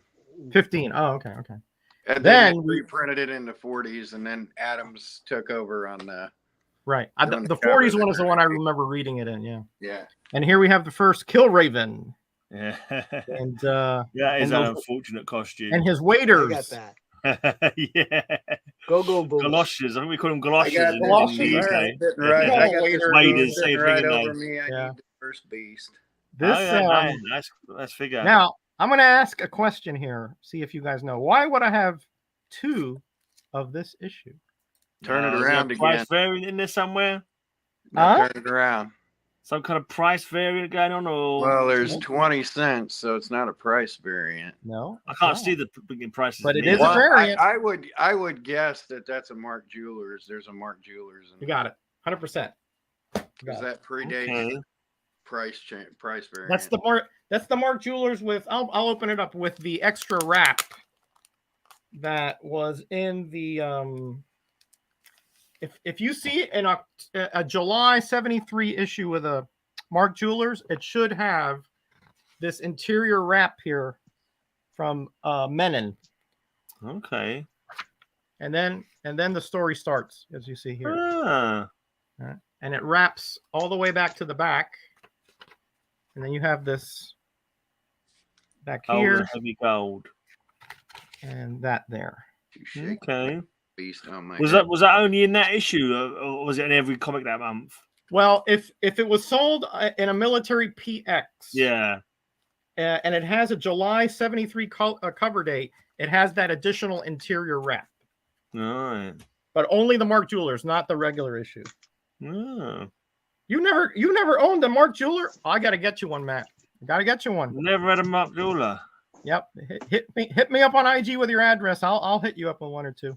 I'm pretty sure I've got Mark Jewelers, but because when I first heard about them, I've seen those before, but I don't ask them what comic books I've got them in. I'm pretty sure I've got them. You should be able to find them over there. Yeah. A lot of people would just tear them out of the books. Oh. Yeah. But you should be able to find them over there because they were sold overseas as well. And yeah, I'm pretty sure I've got them. I'm not that fast. I'm not like literally any of these like different like stamps on the cover or different inserts. I couldn't give a toss. I just want one of every comic book. That's all I want. Right. I'm kind of with you, but the individual differences, like not. I don't care. Here's another variant of sorts. Look at the color of the stripe back there, up there, where it says Marvel Comics Group. Oh yeah. Right. And look at the Martian machine, and now look at this one. Let me get a good angle here. There you go. Oh, the blue one. Yeah. See, they're very different. It's missing the it looks like it's missing the what's the blue, indigo? Yeah. Right. So the lighter one would be in the earlier part of the printing process, and they didn't catch it, and instead of getting cold, yep, you got it. So the ink was out. They hadn't added it yet. No, when the ink runs out, it just starts to fade. Right. But if it's not fading and it's clear, that means they forgot to add it, and those couple issues should have been test pulped. Correct, and they should have been gotten rid of, but oh well. They printed so many up that it's easy to miss them, isn't it? Oh, let me show you. Let me show you the Amazing Spider-Man that I have, Kyle, before we get off here, because talk about something that slipped through the cracks. I mean, this was like obvious, right? But anyway, let's just continue here with the rest of this run. This is, honestly, this story. This is a Starlin cover here, by the way. This story is pretty good. When you think about, a sort of guerrilla team, revolting against their masters and how they came about it, and they did a thinking process. They didn't just they tried to avoid big cities and things like that so that they wouldn't be caught and overwhelmed by numbers. Rebel was against the Martians, weren't they? Yeah, against the Martians, but they never actually you never actually see the Martians in the series. You just see the mutates and the and like their lackeys. That's it. I think I had like one or two, and I never really got into them. Killraven. I think the most thing I liked about him was his name. I thought Killraven was a cool name. And when I was playing Villains and Vigilantes, I created a villain called Killdragon, which is like a take on him. Okay. Killdragon, yeah. Cool. And this series also has like the first interracial kiss, I do believe. Okay. Which is, now it's, no problem. Yeah. But back then it was okay. That's cool. Big. That was big. Ah. Yeah. That one I had. That one I recognize. I definitely had that comic book. Yeah, I was wondering, do you think I could get away with Dragon on this one, Ray? Yep. Yeah, okay. That's definitely a Dragon. Remember Ray said so, okay? Yeah, you might not be on that week. It's not a sea serpent. No, not a sea serpent. No, not a sea serpent. Yeah, here's one of the mutates or whatever. Right. I forget what his name is. Scar or something like that. What's his name? I forgot what his name is. I haven't read the series in about 5-6 years. They're like War of the Worlds and like their Space Odyssey, 2001 Space Odyssey. You've got nothing really to do with the stories original, have they? Especially 2001 Space Odyssey. And Just then share the name. Then they just replaced them with apes and put it in the Planet of the Apes UK. Yep. Is anyone into the Planet of the Apes UK? Because my shop that I went to the other day got loads of them for £1 each. I don't know if anyone's interested in I'm sure there are. But yeah, Damien's looking for a #1 at a reason. That's right. Yeah, I don't think that probably won't be there. But if anyone's into just random, issues, want to do some trading, because that's enough for me for now. Go on to somebody else. Stuff like that. You're talking about the Uncanny X-Men? Yeah. 303? Yeah. That's the regular issue. The bronze. Right. One you said the other one was harder to get. Yep. There it is. You got it. All right. Because the only way you would get that one is to find it in that Pressman X-Men game or to send away the little certificate. Oh, it's got no barcode. I need a Pressman book. Hint, hint, wink, wink, nudge, nudge. You're not getting the Pressman file. I already talked to you about that. It took me years to find that set. I'm not giving it up. I wanted to try and find some Classics Illustrated to go with some of these, but I didn't fish them out. Love Paladin. Wow, that's a Trimp cover, a Trimpy cover. Paladin's first appearance. Daredevil 150. Yes, sir. I wasn't sure about that one, Kyle. I used to have that framed on my wall. I like him so much. Yeah, he was cool. He's cool. I got his action figure still boxed up behind me here. Even characters I don't know the blinking first appearances of. I was a big fan of that show, Have Gun Will Travel. There's a Pressman thing. So when Paladin came out, I was like, oh, yeah, obviously very different character. But Spider-Man 4. This is the one you wanted from me, and I was going to show you this one quickly. This is the one you want from me, isn't it, Kyle? Yeah. I want a Pressman book. I don't want them all. I just want one. That's in your trade pile. Well, but you don't do trades anymore, so I don't got to harass me anymore. You're going to get one. I just want one. He actually started off this stream by saying he's not doing trades anymore. So these 3 books that he asked me to put aside, he's obviously changed his mind on. I can't believe that. Listen, during the No Faces chat, he brought out that one with the burn sketches in it, and he said, "Hey, look what I got." So maybe he's had some people that have disappointed him. But. Yeah. Anyone want to trade for this coloring book? Coloring book. Yeah, look, it's isn't that just a comic? Trump versus Hillary. Isn't that a comic? No, it's a coloring book. It is. Oh, the incredulous Trump, and now the Hillary, and the survivor will face epic battle with Bernigo. Yeah. I need like Subby 72 so I can frame it up beside this with Daredevil 150 and have those two sitting together. Oh, 67. Or 67. Yeah, 72 was the last one in the run. Yeah. But what's unusual about Submariner 72, Kyle? I don't even remember. It crossed over with a DC comic. Unofficial crossover. Unofficial crossover, yeah. But it was the same hand, the same explosion, and the same kind of creature as Aquaman. I have it here. I'll dig it out. Aquaman 40 something. This is cool. I'm just looking at Ray's stuff here. Yeah, man, you got a great run, man. Got some gaps, but not too shabby. Not too shabby. Not bad. It's that Mauler armor. Oh, I just showed that. I got 3 of them. Yeah, you never know what's in those flea market boxes, No, never know when somebody might need one. Yeah, I've been the beneficiary of that a couple times. Had 3 of those too. I actually tracked down a few of the Spider-Man I needed locally, so now I only need a 300. And Silver Age Dave has one when I went there last year, so I'm going to see if I can buy it off him.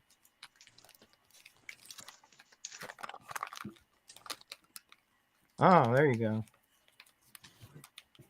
Captain Marvel didn't appear in too many team-ups that I recall. That version of Captain Marvel, I mean. Oh, there's Black Costume one, yeah. Yeah, I think it's a team-up. I remember there was a team-up when he got the black costume, quite early when he got the black costume, and he's fighting someone who's got sonic powers. And the sonic power character attacks him with sonic powers, and the suit doesn't react to it at all. There's no reaction from the symbiote suit. So I was like, well, that's a bit of a mess up. Yep, that's an editorial error right there. Yeah, it's probably before they decided that was its weakness or something. Yeah, you're right. That's right to the end of the run there. You're getting there, Ray. Yep. And the last one's with the New Mutants, isn't it? There it is. That's with Karma. No, yeah. This is 149. Yeah, 149, and then the last Cannibal one. was I don't have the 149. 150. Yeah, Fantastic Four and Karma, I'm thinking. But I did find this. Oh yeah, those are good. Index. Yeah, those are good because it tells you where, if you want to read it chronologically, it tells you where the team ups go in the Amazing Spider-Man and all that. And I thought this was the only annual I had, but I got this one. Two of those. Ah. You got a newsstand and a direct? Yep. Yeah, okay. One of each. Okay. And one of each on these. Hey. Did you find all those at the same time or something? I don't remember. Yeah, that's a lot to remember. I don't remember. Too many boxes he's been through. Yeah, that's too many comics, man. Did you go to try and flea market? There's another one.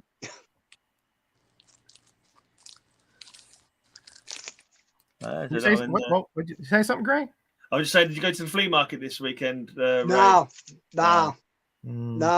My flea market's done now. Okay. Yeah, it's too cold up there, I think. Yeah, it's freezing. Yeah, it was in the 80s this week over here, Ray. I was sweating like a. Nice.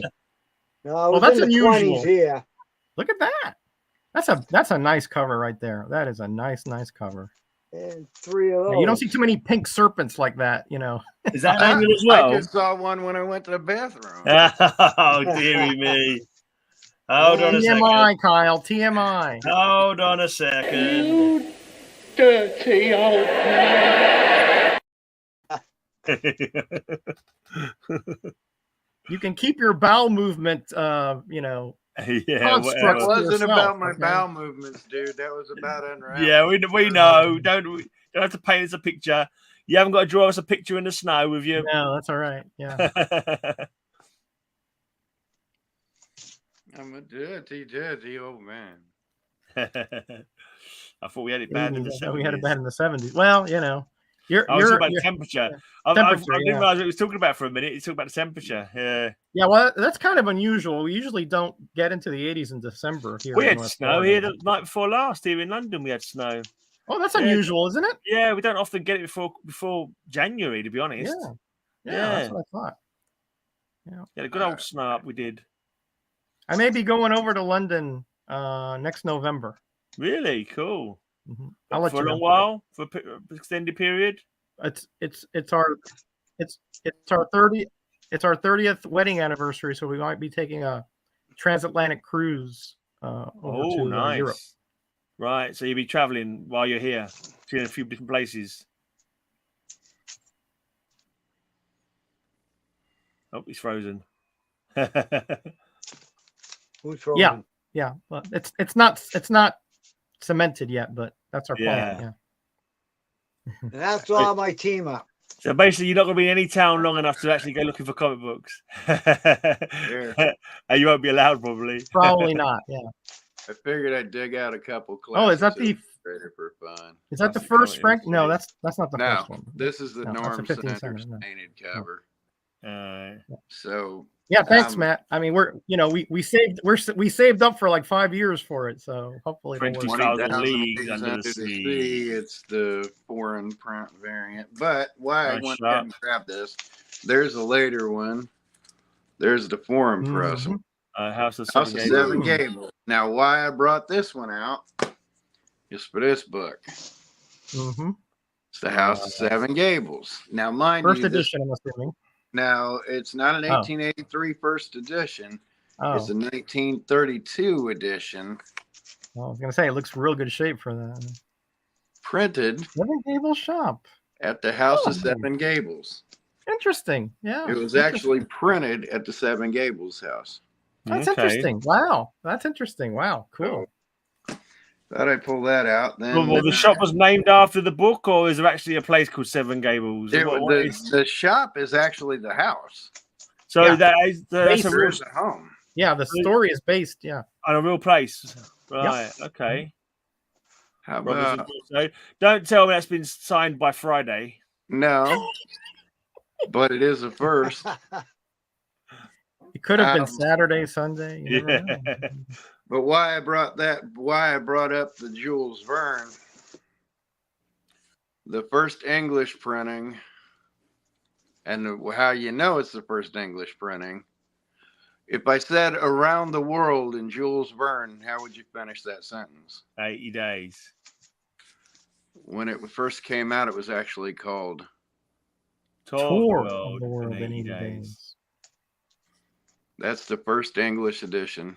That's So the originally it was in English French, edition. okay, I guess. Yeah. Yeah, I knew that. This came out the year after, so it's a year later, but it's the first English edition of Tour of the 80 world. days. Wow, that's interesting. I have the Classics Illustrated. Phileas Fogg in it. Phineas Fogg? Yeah, Phyllis Phineas Fogg. Fogg. Yeah. Now, yoga is a fairly new phenomenon, you think? No. Well, modern yoga, American yoga. Okay. In the countries, I mean, as far as America goes. So here's a Hatha Yoga training manual from 1904. Okay. And I know of 3 copies of this book in existence. There's one Wow. right here. There's one in the Harvard Library, and there's one in the Stanford Library. Kyle's channel link is in the description box, Matt. So, Are you able to get to the description box? If not, I'll see if I can find it. now, If you make me a moderator, I'll do that for you if you want. I meant Actually, to I've grab got it here. this. I meant to grab this when Mark was on. Well, Oh, that's a good point. Yeah, I can't actually do it because I've not able. I don't think I could do it actually. I can't print. Oh, I can. No, I can. Sorry, I've got it here. Yeah, I've got it. Dickens' Child's History of England. For some reason, I was thinking I couldn't post in. I think it's one of my You other know- people's streams. I can't. Do you know There you who was the crown when this book came out, Gray? The history of Dickens' child, Victoria. Or was it before? George. And who is she? Anne. Queen Anne. Queen Anne. Yeah. That's right. Yeah. I don't even remember Queen Anne. Not that I was alive then anyway, No, but I don't remember hearing None of about us it in would, history. Gray. I mean, I don't That's a remember being- little bit old. none of us would remember That's that just far back. kind of old. Was Meant to have she, this in my- was she actually on the throne, or was she a character in one of the books or something? Because I don't She remember was on the actually- throne. This I Queen need to Anne. put in my DeMatteis stack. Blood, a tale. Who was the king that abdicated before he actually became king? Well, he was king, and then he abdicated to Queen Elizabeth's dad. Dad, right? Exactly. It was her uncle. Did she get disposed and executed? This one. She was only for 5 years, apparently. She was on the Charles? throne for 5 years. Yeah. Charles. They hate Charles down there. Random things here. FF Annual 8. Full size subby epic. The best reprints money can buy. Oh yeah, those are nice.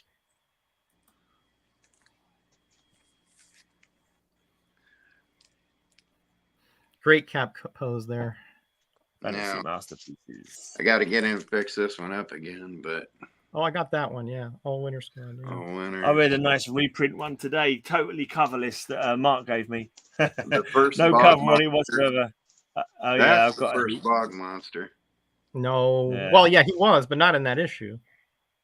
Yeah, He appeared in Previous the issues, what did the Fly guy? Like, yeah. Another great course, The I name's have not coming to the me. early issues of this too. But early Hulks, I have basically all the original Hulk issues in 60s reprints like this, but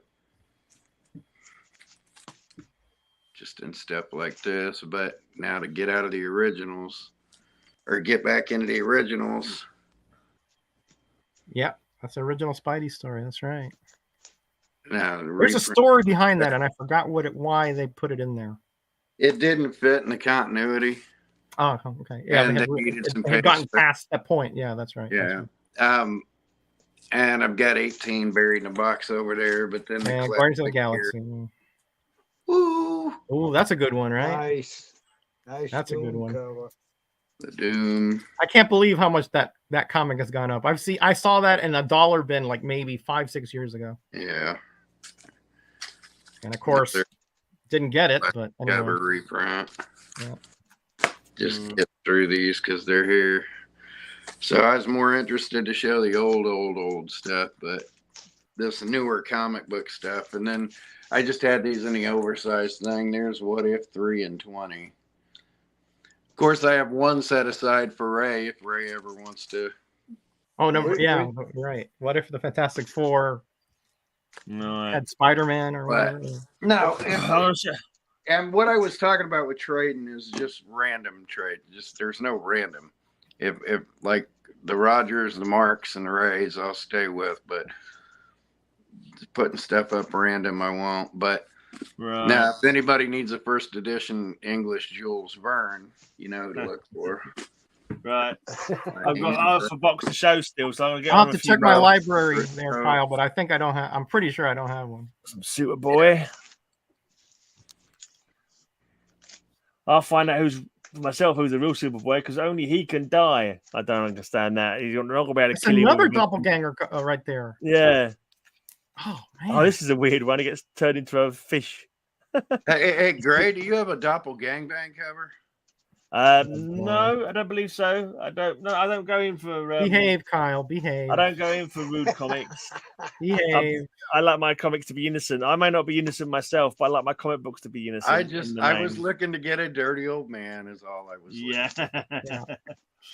I think the train has really left the tracks on that one exactly long ago. It is great annual.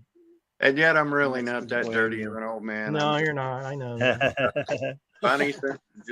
You just act like it. I know. Yeah. How Superboy learned to fly. They tied a bunch of balloons to him to fly.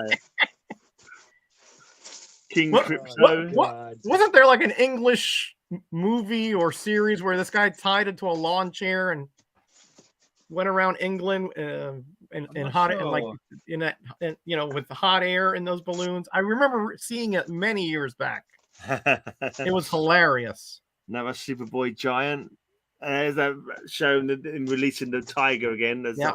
Not breaking free. Hashtag not breaking free. There you go. There is.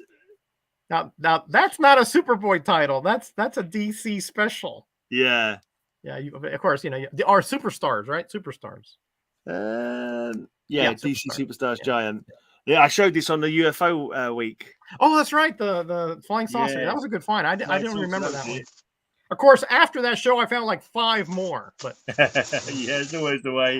I didn't think about it at the time. Nearly completed my New Adventures Superboy run. I must get around to trying to finish it off one day. I might call a quit to my Operation Ghost Moon Defenders because I haven't got the money to buy them. But finishing off this New Adventures Superboy run, I could probably manage. What do you need? Defenders 2 and 10. Yeah, 2, 8, and 10, I think. 2, 5, 8, and 10. Or 2, 6, 8, and 10. Yeah, 8 is no problem, and 2 can be had. 10, that's a problem. Yeah. Here's another flying saucer. Yeah.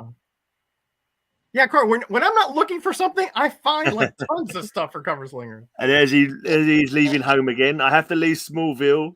There you go. Yeah, I'm assuming you have Superboy 257. You know it. Who, me? Yeah, you. I don't know, mate. Did I show it? You said you have almost the entire run of the New Adventures of Superboy. You New have Adventures of Superboy, yeah, not the old. They only mentioned about 50 odd. The New Adventures of Superboy. So you're talking about the normal Superboy. You're talking But about. you have a lot of Superboy in the Legion too. I know I've seen it. Yeah. Yeah, the Legion are in another different book. When it goes to Superboy and the Legion and of superheroes, and then onto themselves, they're in the Legion pile. Yeah, this is after they kicked them out of the Legion title. They just became Legion of Superheroes. That's right. Well, I say kick them out, but you know what I mean.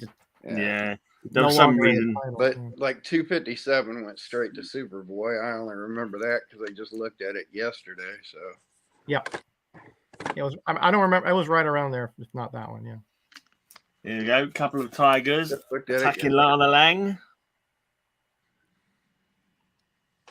Did we already have cats covers? I think we did. I think I might have shown this one. I can't remember now. I remember I showed one where he was getting bitten, and it was when Bite Week. We did Bite Week. He was being bitten by a couple of leopards or something. Oh, okay. You know, I'm asking you this, and I have them all written down here. Of course. Let's see, animals, ghosts. We have Jungle. That was really early on. Jungle. That was early, yeah. What are you missing out of Superboy? Are you talking about the New Adventures of Superboy? New Adventures. Just generally. We got Claws. The New Adventures one, I'll have to look it up. I've got, I think there's about 2 or 3 missing, I think. You know, if I was on a Claus show with you guys, I'd pull out 5 Santa Claus books just to be a dick. I think I might have shown this on Cover Slingers as well for some reason. It might have been robots. I can't remember now. Yeah, you did show that one. You're right. I know Matilda found something to moan about.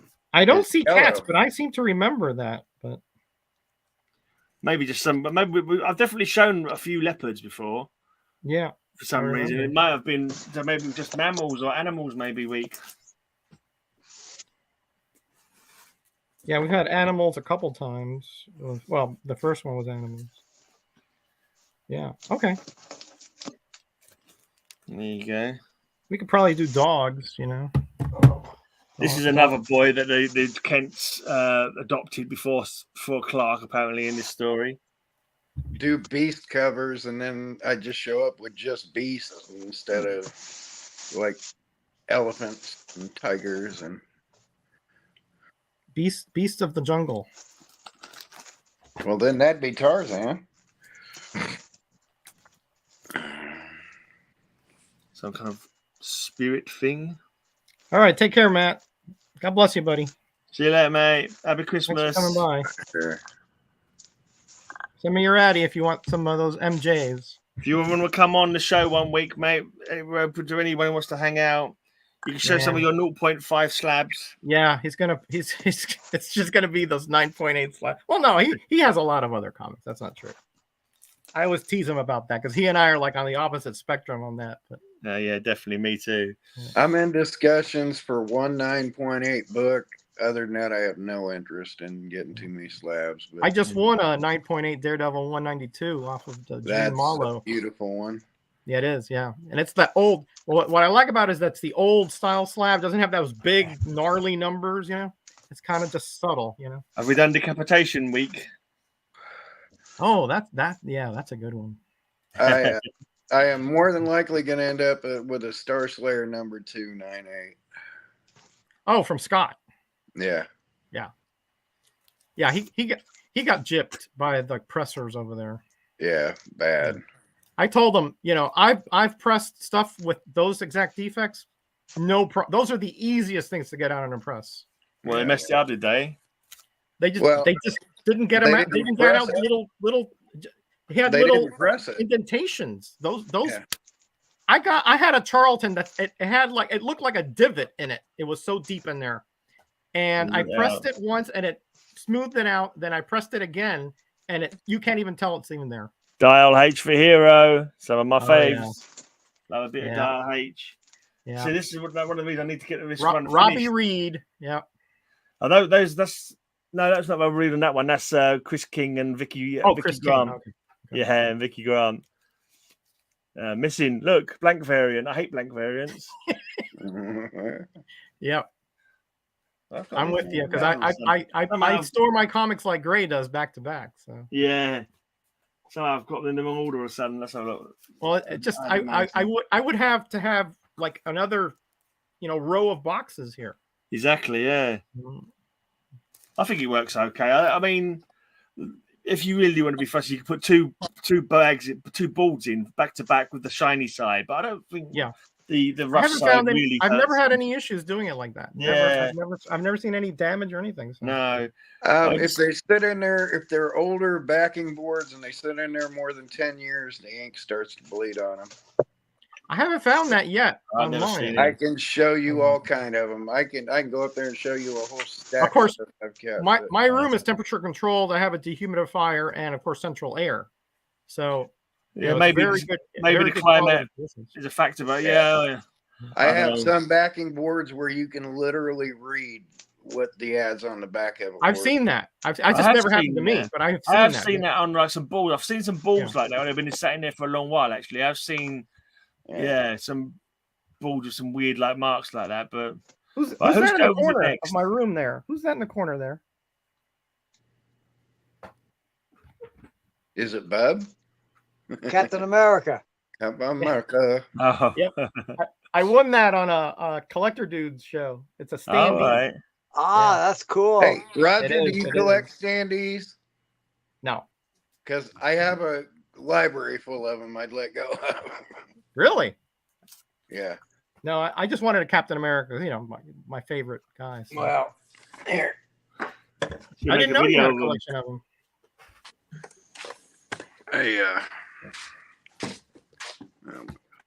When you guys gonna do your videos where you show one of every single publisher that you've got in your collection?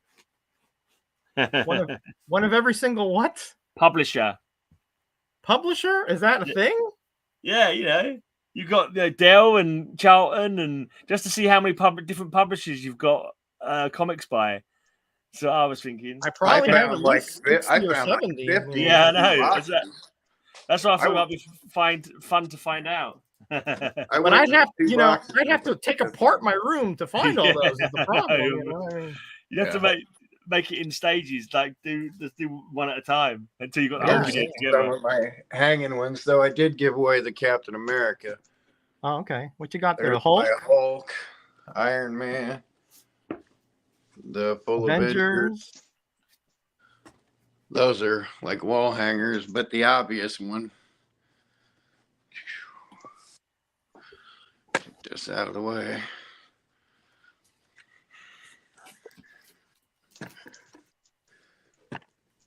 The Infinity War full team standee. Like it's everybody. Yeah, wow. And that's nearly 6 feet tall. Or more than 5 in here. I'll stand back and give you a perspective shot here. Yeah, this thing's 6 feet tall behind me. I know that. Nice. I'd love to have more, but he covers part of my wall where he is right now. Right. It has the soundboard in it too. Where it actually has the voices. Yeah, Grant Morrison did do a lot of comics. Oh yeah, 7 Soldiers of Victory, and the Animal Man and stuff like that. That actually has the soundboard with the voices in it too. Was that like one of the theater standees? Target. Here's a funny piece that I'm sending away. My Gulf War medal, I'm mailing it to Wales. Wow. What are you showing up there? That over in Wales. Wow. Evil Knievel. Nice. I got one of those, Ray. Not in that good a shape, but I got one. You guys ever see him live doing a stunt? Yep. No.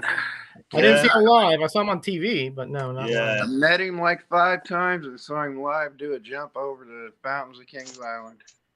Kings Island, man. Yep. He did that one. He made that one, didn't he? Oh yeah, those were shorter jumps. He did a bus jump and then he did the fountain jump at Kings Island.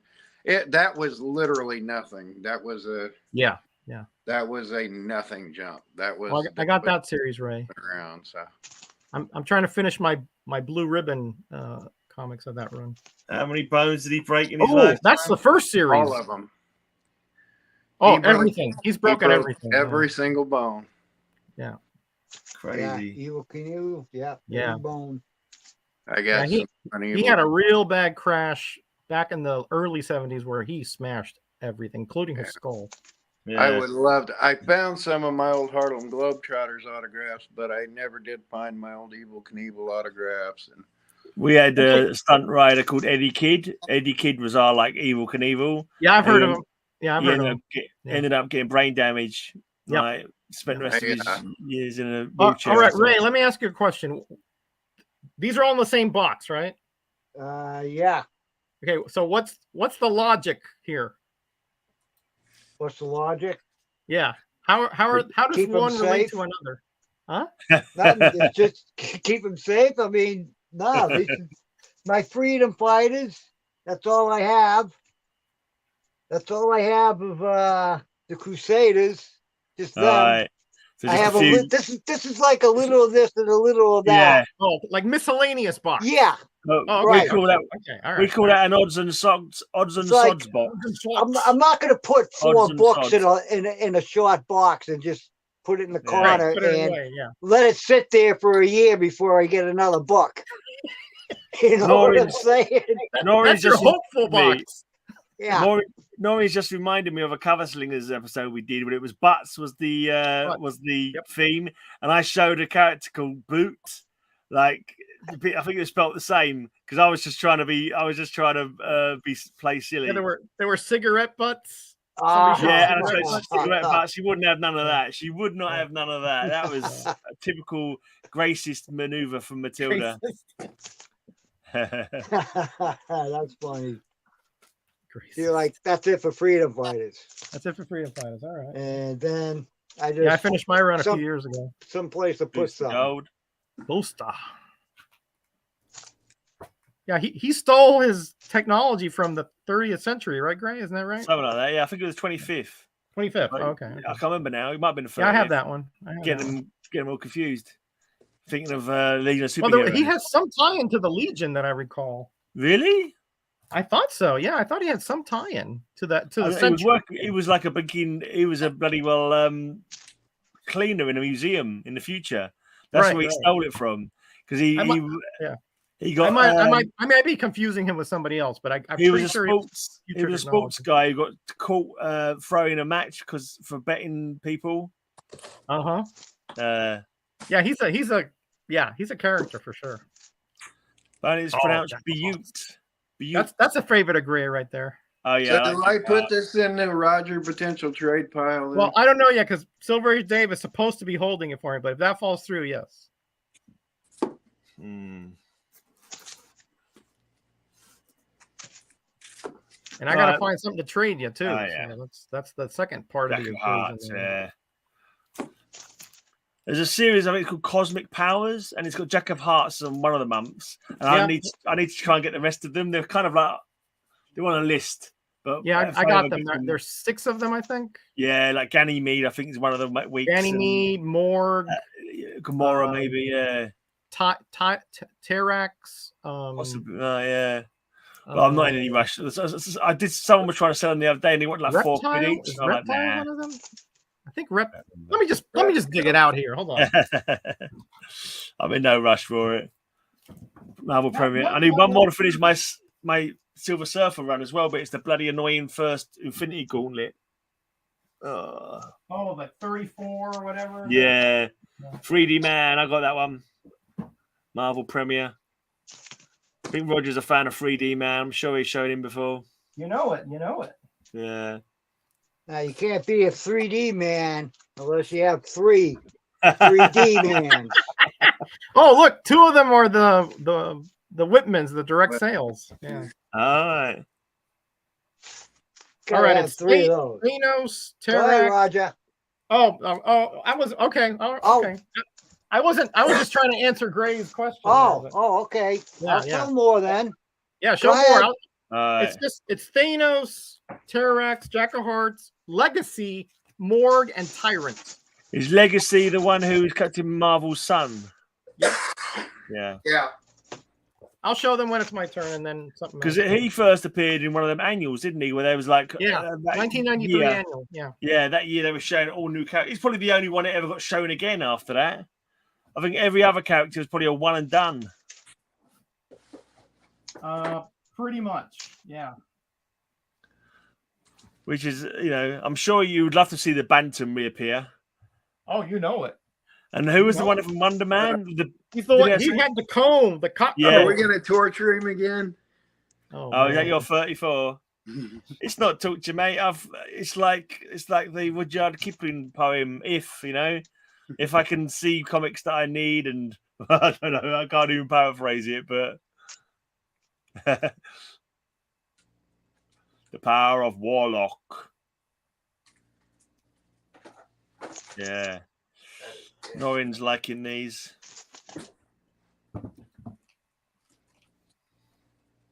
I didn't know there was a series called The Power of Warlock. Yeah, the 70 series. I've got the Warlock and the Infinity watch. Oh yeah, that was the 90s series. Yeah, that was a bit crap. That was a bit crap. Really, was that bad? I didn't enjoy it. No, I didn't think it was very good at all. I don't think I've ever read it. Yeah, it was a couple of bits were all right, but it didn't. They spent a lot of time on Monster Island doing bugger all. Really, they seemed to spend yeah, they were meant to be like some guardians to each with an Infinity Stone to protect against cosmic. They never did anything cosmic at all. Really, there was one other dimensional bad guy, and yeah, it was all very strange.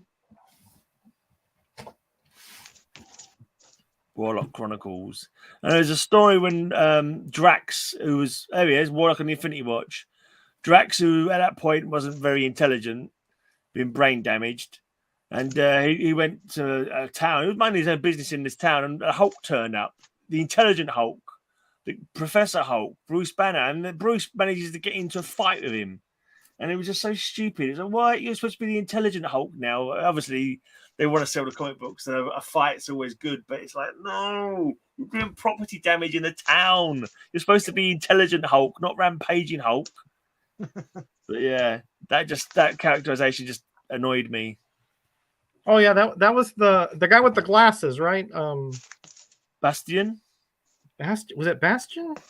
The black guy? Is he the black guy? Or Yeah, exactly. I think he's called Bastion or something like that. I can't remember now. It was a while since I read it. I think I'll get him with a B anyway, but I can't remember. I don't recall. I never read it, but I've read he it. He was amnesiac. So he didn't know what his story was, and even when they revealed it, I can't remember it now. I only read it like a year ago. I think he was sent to betray them or something like that. I don't know. And it turns out I've broken the habit of just leaving my books stacked out to file later. I figure when I pull them out, I put them right back up now. So yeah, might as well. No or just grab a single short box and leave it at your feet and just go through that. I did, and I just put them right back right after I did it, and I put them right back. So well, you've gone through a whole shoot box already? No, probably. Shoe box. Well, I'm going through short boxes, and I've not managed to do a whole short box. I think you said shoe box. I thought you said shoe box too. Yeah. I went through a shelf on my bedroom bookshelf, and one of these days I just need to go through with all my first edition books and do things on that. Yeah, I want to sell. I'm going to sell. This is the thing that this is how unimpressed I was with that Warlock and the Infinity Watch. I'm going to sell the series at some point. I'm just waiting for it. I'm waiting for him to get a movie so I can sell him for a bit more. Hopefully. Yeah. Norrin's got a good point. Hold on to it until he shows up in the movie. He was in that trailer, so yeah. It's annoying because it had potential. The story, the idea was good. All the characters having their own, but they barely used them even. Yeah, they barely used him in the Bronze Age. Then later on, he was used quite a bit in the Infinity trilogy. But who was that on that cover? Was that Pip? Is that Pip the Troll? Yeah. He went a bit silly at one point. Yeah. Oh, okay. All right. I can't remember if that was him just a daydream though. It might have just been a daydream. I can't remember now. Did he have the space gem? No, I think he had the teleportation one. Was that the space one? Space one? I think the one that makes you teleport, or allows you to teleport. Is that the I'm not space sure. one? It probably is, isn't it? Is it space or yeah, probably space. Yeah. Yeah. Yeah. Hey, Roger, what was the first actual appearance of Pip? Warlock 12? Nope. No. You and I talked about you potentially buying one, or if I didn't trade it to Naman. It's actually in Starlin's 1974 portfolio book. Oh Versus well, the yeah, Makers. but that wasn't in continuity or anything. But that was absolutely Pip. Well, yeah, true, but that's kind of like a sketch, or Did whatever. you right? pick that up? Did you pick up that portfolio? No, I haven't picked it up yet. Mm. I'm saving my money. Christmas, man, I gotta buy presents for my beautiful wife and family and all that. So I'm not buying much for a while. What'd you get me for Christmas? What I get you? Battlestar Galactica. A guest appearance on your show. That's what you gave me, and it was up for me. That was a great show, man. We had so much fun in that show. I couldn't quit giggling. I was Bob. You guys didn't see it, but he was down when we were full face. He was down. I could see him on the the bottom, like you can see us Gray down there, and he was losing. I mean, he was like just like this, He had just lost it. And Ray was like, I thought he was gonna have a heart attack on us. Yeah, I thought my defibrillator was gonna go off. Oh my God, he had me going. Yeah, Ray's just got like an endless stream of stuff. It just doesn't stop. He could be on this show for like a decade and not show all the comments he has. Yeah. Battlestar Galactica. Remember was that around the time of the show? Yeah. Yeah. Right around there. Yeah. Yep. Yep. That was about maybe started a little bit after, but not much. Yeah. Is it Starbuck or something? Starbuck? Starbuck. Starbuck. Yeah. And isn't there another one as well? Didn't he have a partner? Or is it just Starbuck? Yeah. What was the other guy called? What was his name? Lorne Green was the big boss. Adama. He was Adama. Yeah, right. There was like a robot dog, wasn't there? There's a robot dog, I seem to recall. Yeah, that was Daggett. And there was a villainess lady who was like, woof. Yeah, I think she was quite nice. She was evil though. Are you thinking of Buck Rogers? Maybe. I don't know. I'm sure there was an evil one in Battlestar Galactica. There was a lot of hot ladies on Buck Rogers in the 25th century. Oh yeah, maybe I am thinking of Battlestar. I don't know. I remember watching Buck Rogers as well. Tweaky. Tweaky. I had a Birdman as well, That's a didn't nice it? cover there. Yep. Mike got it. His partner's Apollo. Apollo.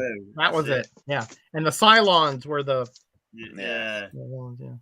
I like Jerry. Cylons a lot Hey, more. Mike. I like Star Hey, Jerry. Star Wars stuff. If anyone wants the link to come in, let me know. As long as I know you, I'll send you the link. Jerry will show all his faucets. Logan's You Run. got the whole run of Logan's Run? Nope, I just got this one.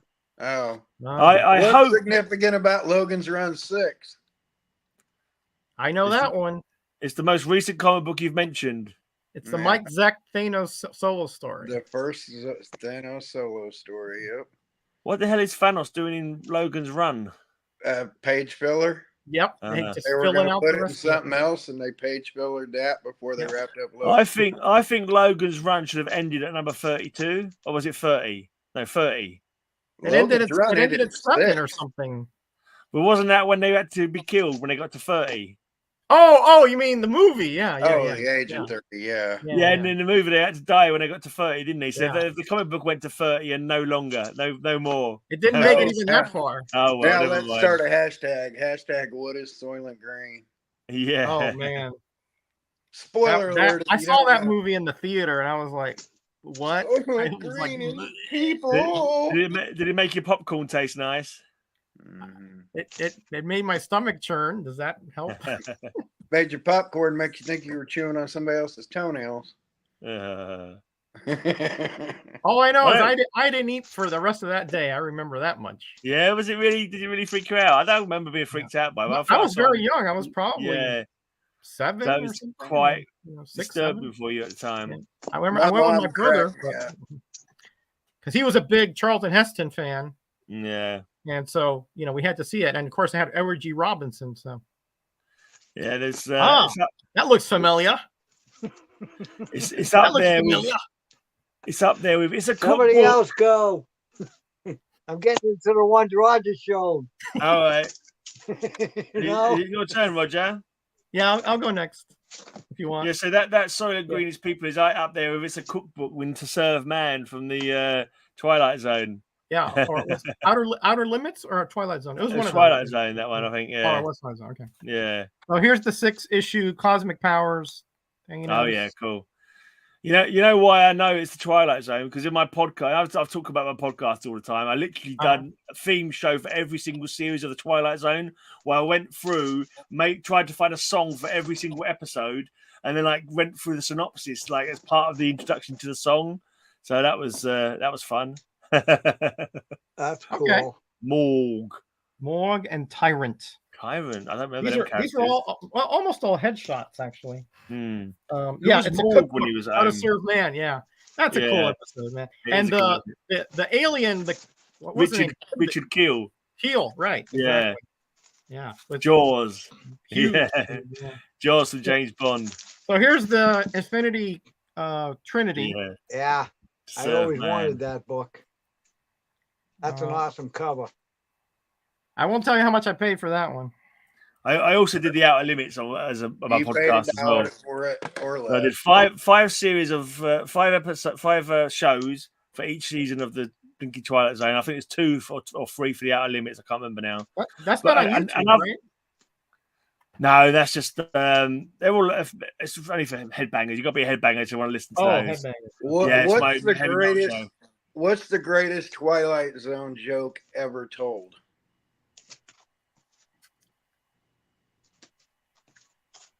Don't You ever know. seen the show Third Rock from the Sun?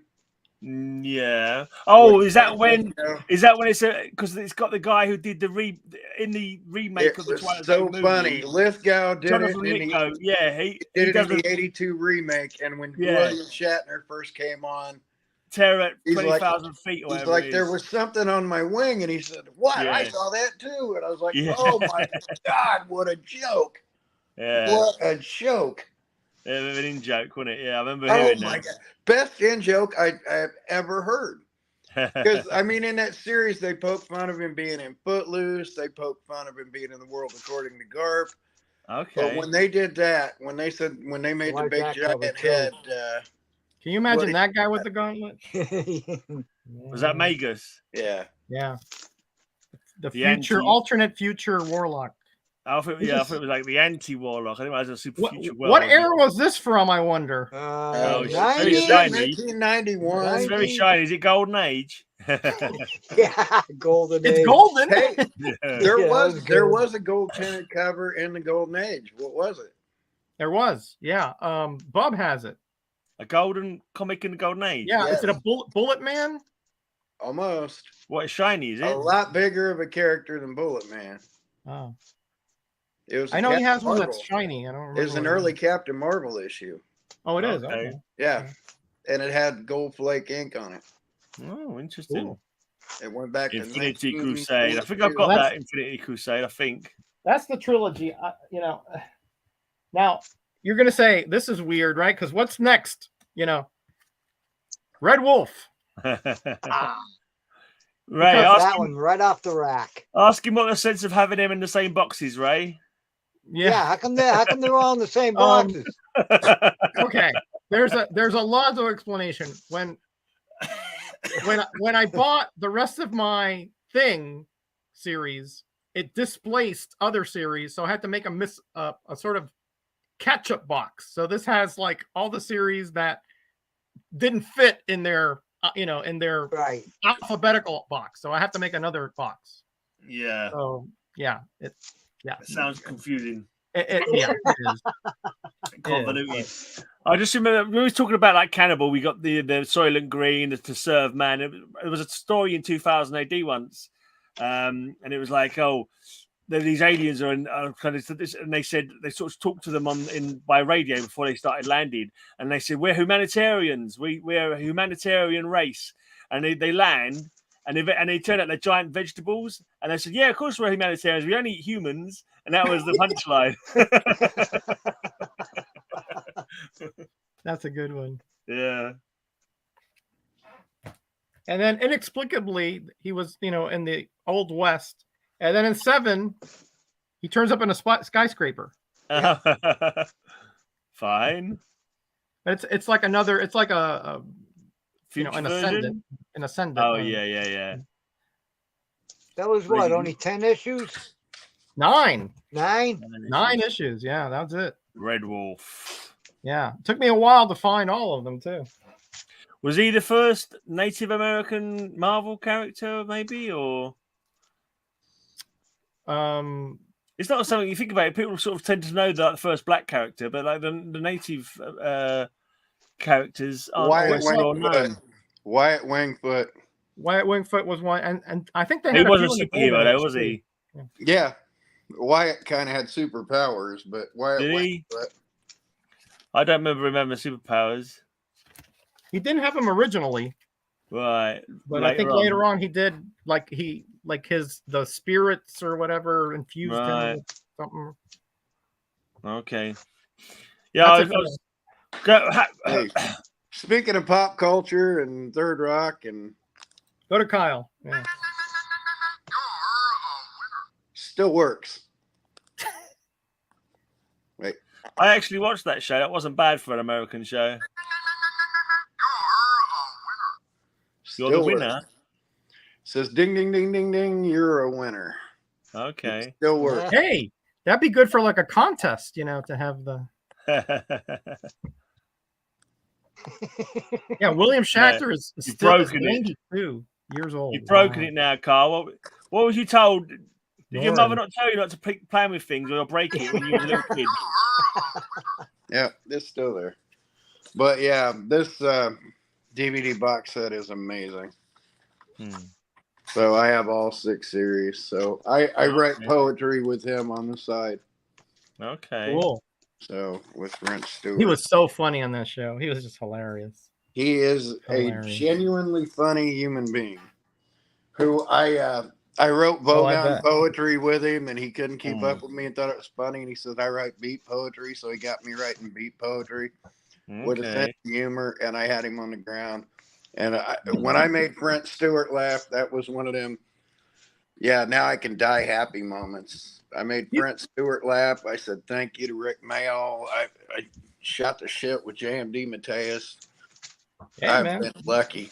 Yeah, you've hung around with some good people there. Hey, we're the best. I've been lucky. And here you are with us. How the standards have dropped. They've stayed high and they've remained there. In my amateur recognition of artists, I realized this was Gil Kane when it was sitting on the side. Yeah. You could hold that to the back of the room and we could tell that was Gil Kane. Yeah, but I wasn't talking about your ability to tell. I know you guys both were good at him, but I'm like, I was able to tell. I thought it was Gil Kane, and then I saw the signature. And it's definitely Gil Kane. You got to check lines, but all you got to do is see a nose to know it's a Gil Kane. Right, but those noses weren't turned up enough to really tell. But you can tell from the line work that's definitely Gil Kane. Brain versus Brawn, the prize, Superboy's best friend. Pete Roston, I'm guessing. Yeah. Now that one there, who's the artist on that one? I have it in my mind. It says 2 names. Andrew, isn't it? On the cover, just the cover there. Yeah. The cover is probably Chue, but it's got to be Ross Andrew, right? That's exactly what I was thinking. That pose looks like Ross Andrew to me. You're both half right. Is it Andrew and Chue? No. What do you want to guess? I thought it was Ross Andrew for sure. Well, it is. You're half right, but who's the other guy? Oh, I don't know who the other Andrew Ordway or Jurgens. DiCarlo. Alcala. DiCarlo. Alcala, no. DiCarlo, not Alcala. Oh, DiCarlo. DiCarlo, yeah. I would never have guessed Dan DiCarlo on that. That wouldn't even been a name that I would even guess, to be honest. I wouldn't even have known to have guessed it. Well, to me, certain artists have certain poses or certain ways that they set up their concepts that I can tell from that. And that Ross Andrew, you look at his Amazing Spider-Man run, you're going to see that pose 10, 15 times. I didn't even know he did an Amazing Spider-Man run. This is how unknowledgeable I am. Ross Andrew's famous for doing Spider-Man. Oh, I know the name, but I don't. This is the worst one. This is one of those invisible ones. One of those invisible variants. Yeah, the invisible variants, they suck, man. They really suck. Hey, Frugalama, how you doing? Oh, is an interesting alien. And it's revealed that Superboy has been a robot all this time. Oh my god. That's a Gil Kane for sure. I can tell by the reticulation on the brows. The look on his face, his kind of face has got. He's got a much stronger anchor on that. A much stronger anchor. Yeah. This one looks like Gil Kane as well. And again, not inking himself. No, not That's inking probably himself. Kane and Ordway. Might be Ordway. That's very heavy inking on that. Yeah. Yeah, he just has his name. That doesn't tell you who's inking it. That's definitely not him inking that, though. Definitely not. And if you ever see a Gil Kane autograph, it does not look like that GK that he signs his pictures with. Yeah. So if you ever see a fluid Gil Kane autograph, that's a much lighter inked there. See, that's a much finer line. And he's murder. Surprised that didn't show up for humanoid giants. Yeah, I know. I showed another one as well. This one I just showed at the beginning. That should have been humanoid giants as well. I had a ton of good ones, but I just wanted to play with Herbie and stuff like that. So that Herbie, don't even talk about that Herbie, man. No, you should have been put on the naughty step for that one, mate. How you couldn't tell that it was just a normal sized Herbie? I had great big humanoid, but in the future, in the forward distance rather than the. Kyle just likes to stir the pot sometimes, you know. I did literally. I was just like, no, I'm not going for the obvious on this one. I'm going to have a little fun with it.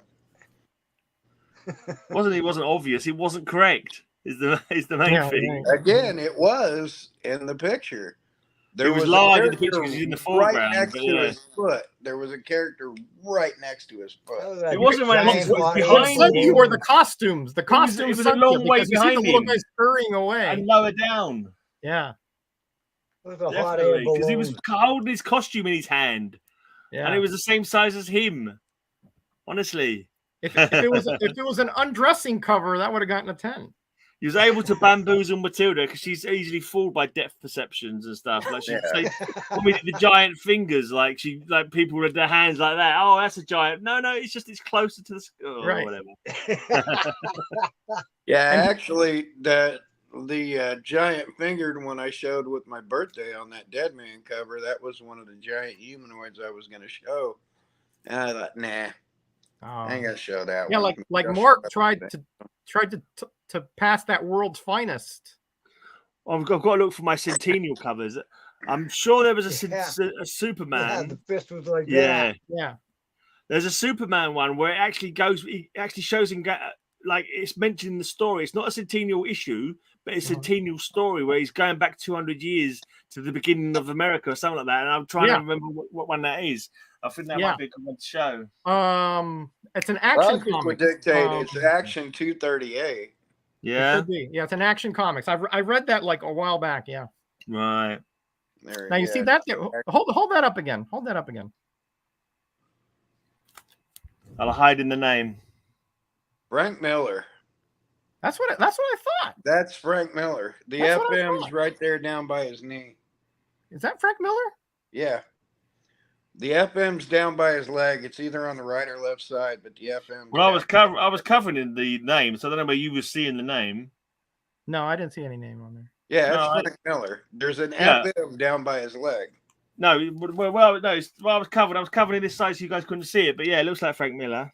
Yeah, that's it. Yeah, but I don't know why you're seeing it by his leg because I can't see it by his leg anywhere. No, it's down, way down there. I guess it's further down, but it's down. Yeah, when I first saw it, I was like, I never seen that cover before. Yeah. And I didn't know Frank Miller did any Superboy, so I was like shocked. Yeah, he did a couple covers like Oh, that. okay. This is a well-known artist. He did a Superman like that too. Um, Well, that's Jerry Ordway, isn't it? Nope. Then it's Starlin. I'm not quite getting it. Tend to be Ordway. I think it's possible you're not getting it because it's like a guy who did loads, but he's doing it with somebody else. So maybe that's throwing you off. It's Schaffenberger and Anderson. It says. Oh, it's Murphy Anderson. Yeah, That's Schaffenberger. why. Kurt Anderson, yeah. Yeah, Schaffenberger be a Yeah, lot more. I can't recognize his style very well. Schaffenberger and Anderson. So maybe that threw it out. Off. The Anderson inks totally wiped Anderson that out. maybe inked it, yeah. Schaffenberger's kind of too. That's a wired. heavy inking on that right there. Yeah. I can't see That's it saying Kane, who. too. That's a Kane. I can see that by the left corner. That's Bill Kane, but I can't tell who did the ink. That's very maybe Klaus That's Johnson. Bill Kane That's very too. heavy inking. Bill Kane art and ink. Yeah. That's ink too? Look at lower left corner. Wow. Well, I can't see any signature on it. So I'll have to take your word for it. It'd be in the lower left corner.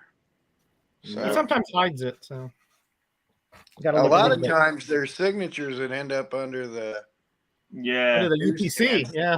They'd cover it with the newsstand thing. Yeah. Oh no, hold on a second. It looks like it says something else here.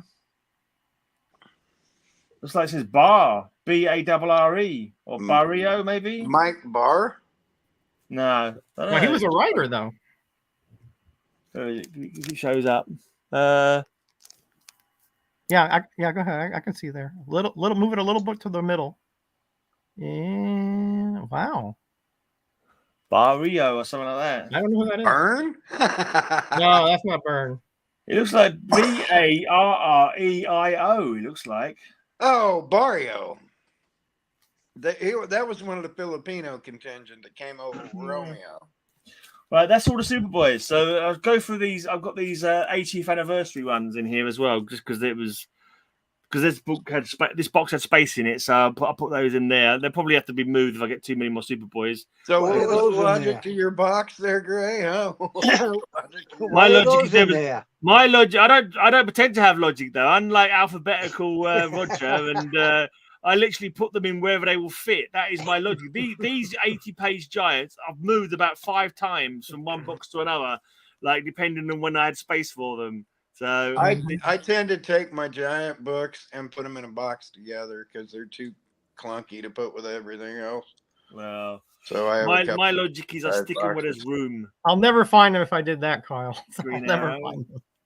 I mean, I keep them organized. I have a DC Giants. I have an Green Lantern. Independent Giants. I have a Marvel Giants. Right. Yeah, that's okay.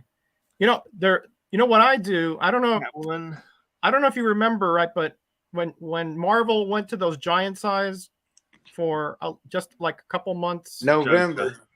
Yep, No, November. not the regular run. I'm saying, when they had like a separate issue, like Giant Size Avengers or whatever. Oh yeah. Yeah.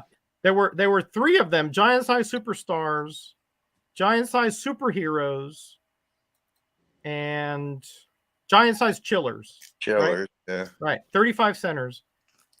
So I put the Chillers with my Dracula run. I put the Superheroes with my team up run because he teams up with Man-Wolf and Morbius. And my Superstars with my Fantastic Four because that's the Fantastic Four one. Yeah, I had that Chillers one in my hand when I showed that Drac 5 because I got them back to back. So Matilda did the thumbnail. Matilda did the thumbnail. If you want to get a thumbnail from Matilda, give her a message. I think. I may do that next time I do my Valentine's Massacre. I might have to hit her up. Yeah, I think she's particularly. I'll have Rayman with a Tommy gun. Yeah. My Valentine's Massacre winter cover. I'm shipping down to Roscoe. Particularly if you can send a few dollars her way, I think she's willing to do. Oh yeah, of course. I'm not going to get it for free. I'll pay her for sure. Keep it a less girly this time. I didn't do that one. That was Well, you mean the theme? The theme? Yeah.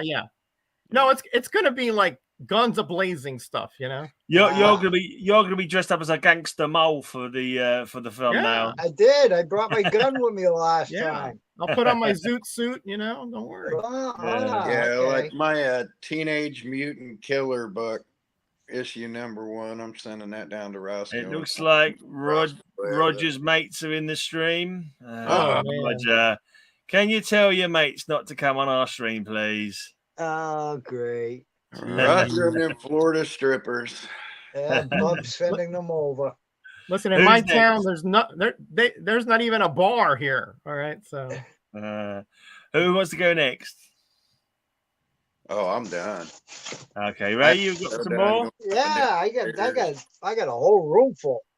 Right. Well, have you got... Kyle is like lounging in comic nirvana here. Yeah. Yeah. Ray, show Kyle, us your Dickens, baby. My Dickens. Dear me.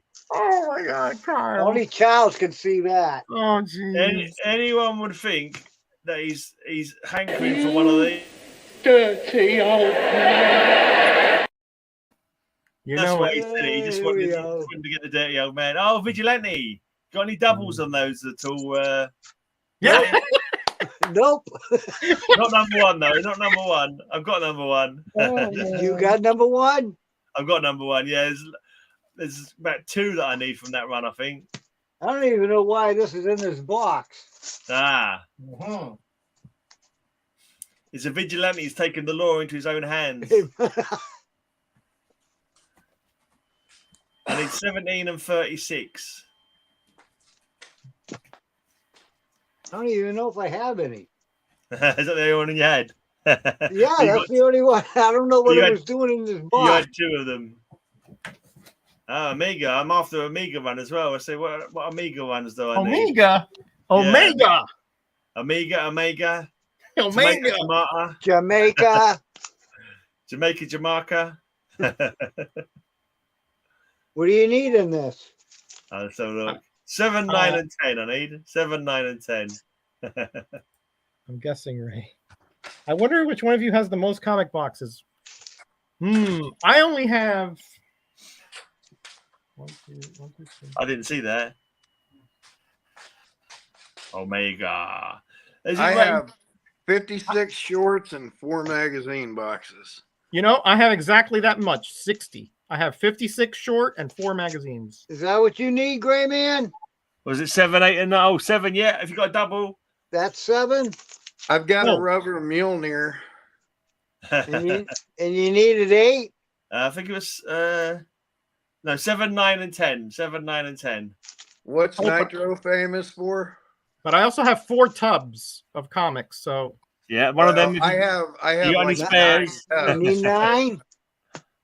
I have 9 tubs of comics and other things. But... And you needed 10, right? I do. Yeah, that's it. All right. I'll start Nitro you was got in 8. doubles then? Have you got doubles of them? No, I ain't got doubles of them. I'll get more. Nitro was in 8. What's Nitro most famous for? And it's 2 different things. Did he not give cancer to Captain Marvel? That's one big one. And you said you needed this one too, right? What number is that, mate? I can't remember now. Lois Lane number 130. 130, quite possibly. Let's have a look. I don't reckon that. I think you said you needed that. All right. I can start a Nitro gave cancer to Captain Marvel. What was the other thing he did? And I think I've got that one, Ray. I think I have that one. Thank you. What? 130. What was the other thing? What? Yeah, I think I've got 130. Yeah. What was the other major thing Nitro did in Marvel? Oh, was he the one that blew up that town when the New Warriors were trying to stop him? Yep. Oh, for a throwaway character, he has been hugely significant. Yes, you're right. Is that the one that that led to Civil War, right? Didn't that lead to the Civil War? Yeah. Is that the one that's made Nitro Speedball? Started Civil War, and in what issue of Captain Marvel did he give Captain Marvel cancer? I don't know. But is that the explosion that made Speedball become Penance? Yeah. Yeah. And that miniseries, that Penance miniseries, is probably the best book that's been out in 20 years. Was it 34, Captain Marvel 34? Yep. Captain Marvel 34. Right. Yeah. Do you have that Penance series, Graham? What series, mate? The Penance 5-issue series. Oh, no, I don't have any of them. That was after my time. God. He goes to fuck up Dr. Doom. It is one of the best comic series I've ever seen. Oh, it's kind of like I've got the Speedball Yeah, it is good. series. I don't have it. I read it in a trade or something. But I finished my Speedball run. Penance Relentless. If I go back, well, I have to go back upstairs. I'll go back upstairs and pull it out. Paul Goulet's the art. Incredible. I thought Speedball was the dumbest character in the world, but that Penance story was so brilliant. And then he hung up the costume. I was like, God damn it. No. Why you gotta be so good? Come on, crap. All right, Norrin, we're talking about boxes. I've got 41 short boxes and I've got 27 long boxes. Wow. And I've got a few like just small brown boxes that comics are sitting in.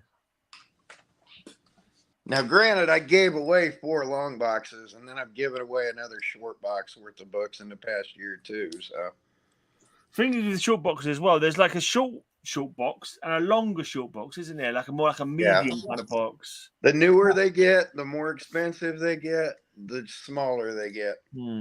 I've got a couple of my short boxes as well. I think they're supposed to be magazine boxes because I've got them going a long ways and I've got them tucked down the sides as well. So they're really heavy. Some of these short boxes that I've like doubled up on both sides with extra comic books, almost as heavy as my long boxes. All right, I've got one more stack to find, and then I'll take off here. Yeah, I've got one more session as well. Should we go to? You finished there, Ray? Now you What? old sods up, got me. Oh. You finished for now, yeah. We'll go to. No, go ahead. Well, I'm counting mine now. Everybody's counting their box. You old sods got me going upstairs again. So Captain Marvel run here. Yeah. I got 30 long boxes. This is where the last panel of one of the last pages he gets the costume, but the new new costume. Yeah, the new costume. That's September. Is it September? I know you changed costume my birth month. Yeah, the 16th is the September. Yeah. Yeah. Yeah. It's weird. Captain Marvel changed his costume September 69. So did Green Arrow. That's right. That's right. Yeah. Hey, what a coincidence, right? Yeah. Yeah, it's weird, isn't it? Yeah. And 3 horror hosts make their debut on my birth month as well. Including Digger, who is now in the night shift. We mentioned way back when we were talking about Spider-Woman. What was that? Tower of Shadows or something? Yeah, Tower of Shadows #1, yeah. This is something I kind of, I don't know how to explain this though, Gray, on Cover Slingers, but like one-on-one confrontations, like when they're going at each other. Yeah. I think that'd be a good theme. We had fisticuffs, didn't we? But that was like, if you want, you can phrase it as like hero versus hero or something like that. Or okay, yeah, yeah, that's all right.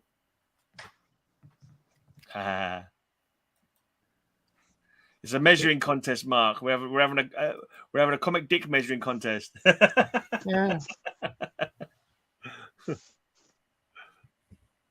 it's true.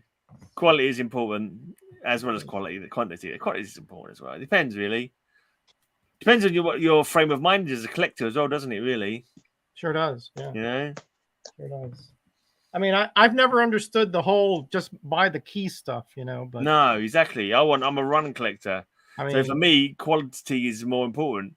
Certainly quality, because I'm happy to buy low grade ones. Well, I mean, I like quality, but within that, if it's quality stories, exactly, we think about quality characters, but if you have a quality character, you want to collect more of that, right? Yeah. I mean, some of the runs that I get, I'd be happy to get like the whole run with every corner cut off or something, as long as I can, you know what I mean? That's as long as I've got the comic. It's just nice to have them, but like you won't catch me dead, reading a Deadpool comic, Yeah, not your thing. Here's the one he was talking about. 64 short boxes. 74 short boxes. 64. 64. How many long boxes was it? 30. 30 long boxes and 64 short boxes. I think Ray's got us. Us. That's because he's the blinking. He's the king of the flea marts. Yeah. Now look at this, guys. This cover doesn't make any sense. Living Laser strikes again. Living Laser has like these pencil laser things. He fires it from his gauntlets. What? They forgot what his power set was. but don't you think it's on the cover? I mean, it's not like, some panel. I was reading, so I was reading the coverless comic today that I got from Mark. It was like a reprint. I'm not even sure what comic it was in the end because I couldn't really. But and like you see how characters' powers seem to change as well. Like early days, they had different powers. Like Human Torch is burrowing through the ground with his heat and making smoke as well. And I don't remember him making smoke much in the comic books. He can if he wants to, but usually he burns pretty clean. Yeah, that would be a good tentacle one there. Yeah, Star Leech. I'll give you a heads up. What the ones I'm putting together for when it comes to Slinger's Choice, I've got Stabbed as one of my themes. Blind Justice, where I'm trying to find pictures of Blind Justice, the statue with the scales and the scales. Yeah. There's plenty. There's got to be 5 of those. Cuddly Toys, I've got as a theme for. Cuddly Toys. Cuddly Toys, yeah. It's a Batman comic with some teddy bears and stuff on it. Look Behind You is another one that I'm going for. Look Behind You. That's a good one. I've just got the boobs. I know we've got boobs coming up sometimes, so I'm looking for some boob covers. Pentagram covers. Suicide covers. That Superboy one where it looked like he'd hanged himself. That's amongst them. Pentagram covers. That's easy. Son of Satan. Yeah, you'll find them easy. Yeah. Test tube covers. I've got 2. Oh. The Atom one where he's been put into the test tube, and also there's a Supergirl one where she's been put into a test tube. And I'm thinking if I could find 3 more like that, but I don't know if I can. But there's a Marvel feature that has Ant-Man going into a test tube. I bet. Yeah. Another theme I've got is wheelchairs, wheelchair covers, clock covers. Clock? View screens. Clock? Clocks, yeah. View screens. Because he's always got villains looking through a view screen at something. I'm sure there's easily 5 of those. One thing I've got is called About to Be Eaten. And then there's Gambling.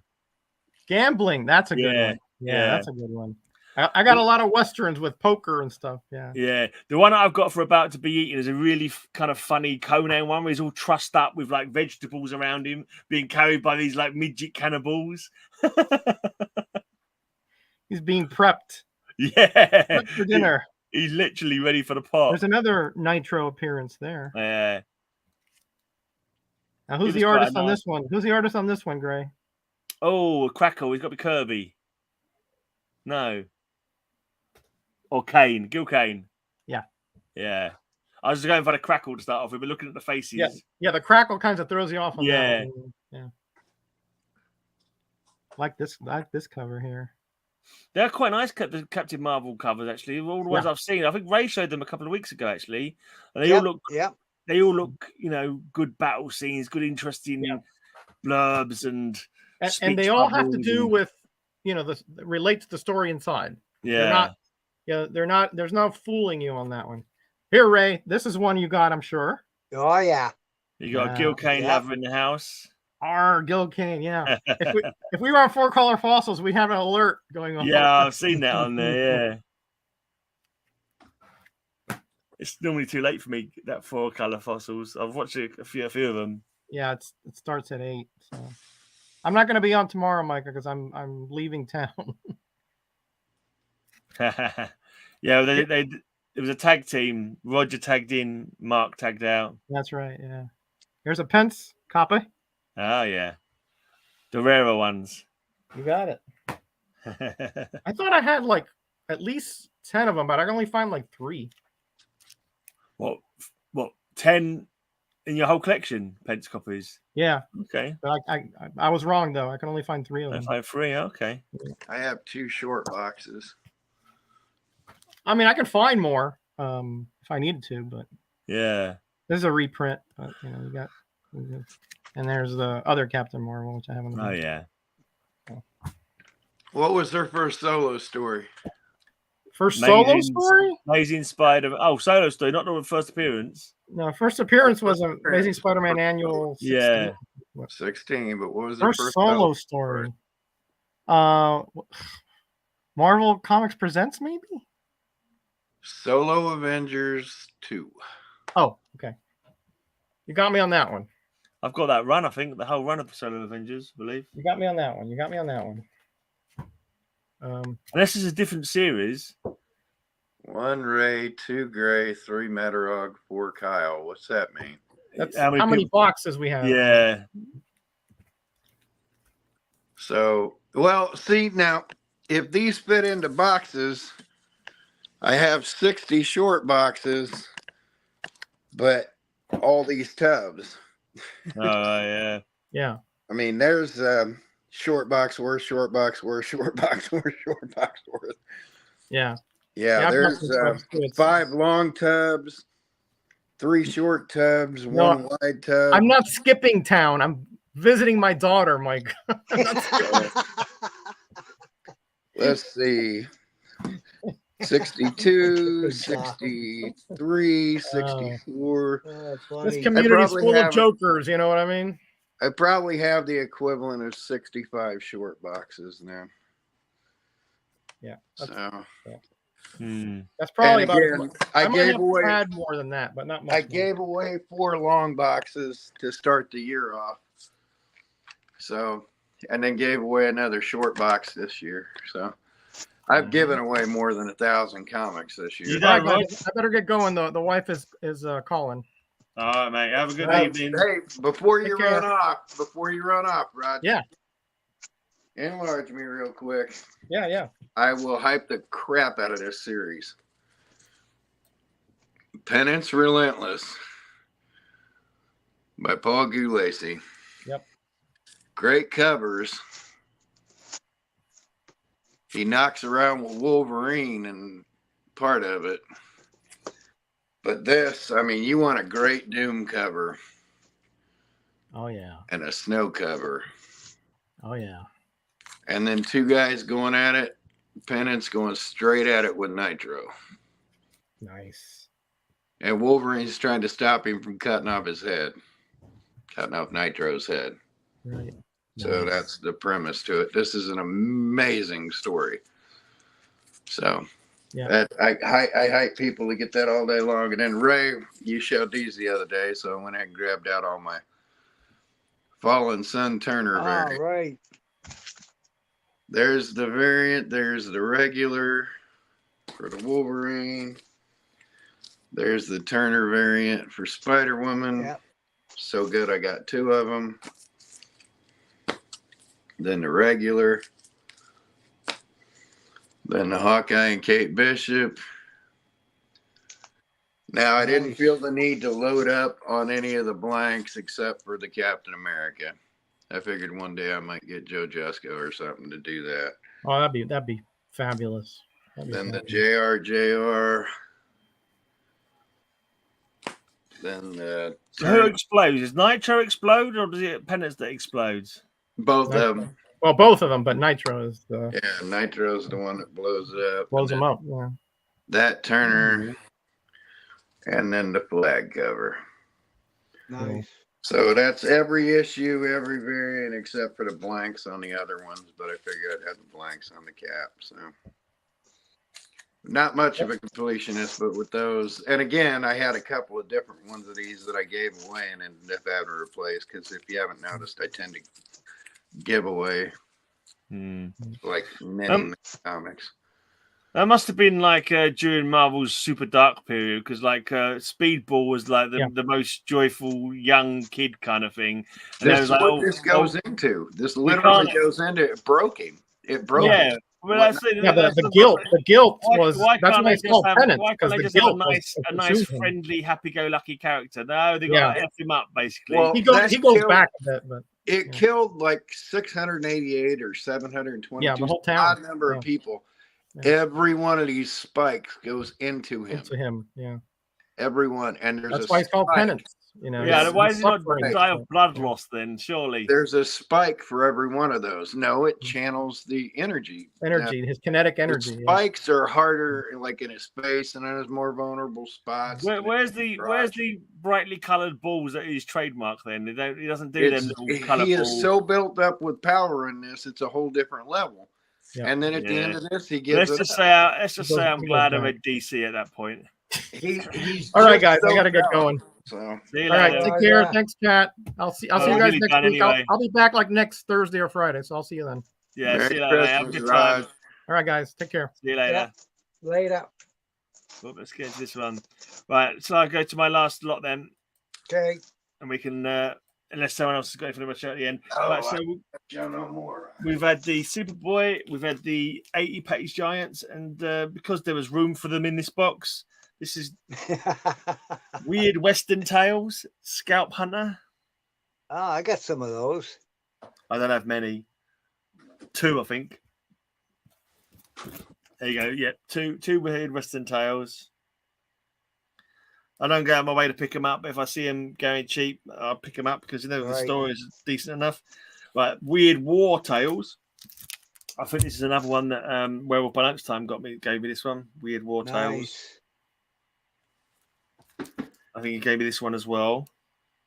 Cool. I like that one.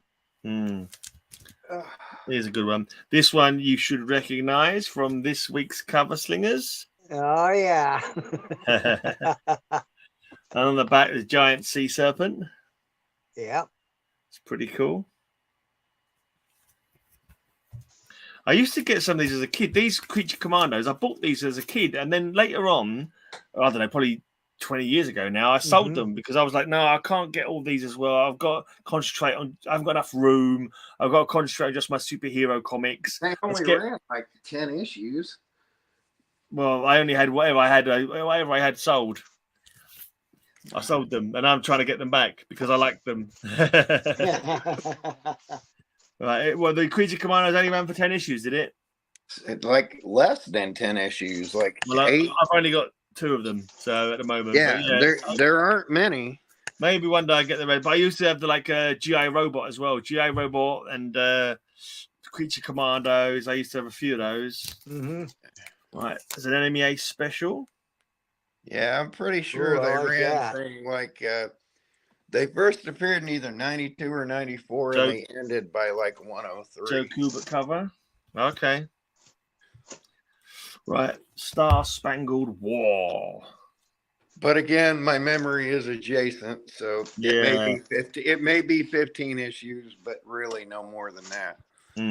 I honestly think it was single digits because that was one of the few DCs I actually collected. I had a couple of Sergeant Rock as a kid as well, but I sold them. I sold the horrors and I sold the wars because I wanted to concentrate on superheroes. And now I've kind of like every now and again I'll buy one back. I never had a huge amount of them.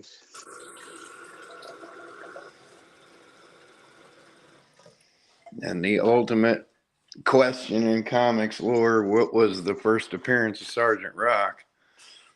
Our Army at War number 81. 81, 83, 84, yep. Whoever and wants I have to decide. Yeah, whoever wants to decide if it's the Rock in the Wall or if it's Sergeant Rocky and Easy Company. Okay. Yeah. There's like 3 prototypes before they hammered it down. You decided that was in. 81 was pretty much it. They called him Rocky. This one I had as a kid, and so I'm glad to pick it up again.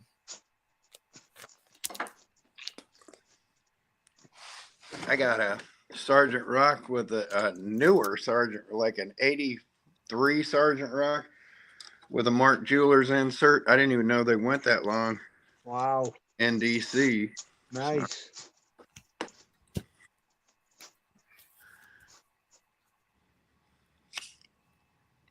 God damn. Oh. You said quiet yourself. Oh. No. Pain. Nope. Did you just see my lighter just shake right away from my cigarette?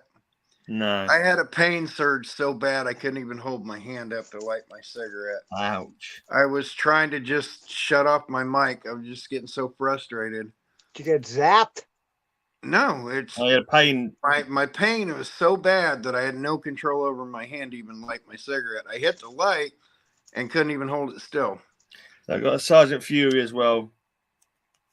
Amongst the Sergeant Rocks. Yeah, that shit hurt so bad I have like no control over it. My arm just went somewhere on its own. Men of War.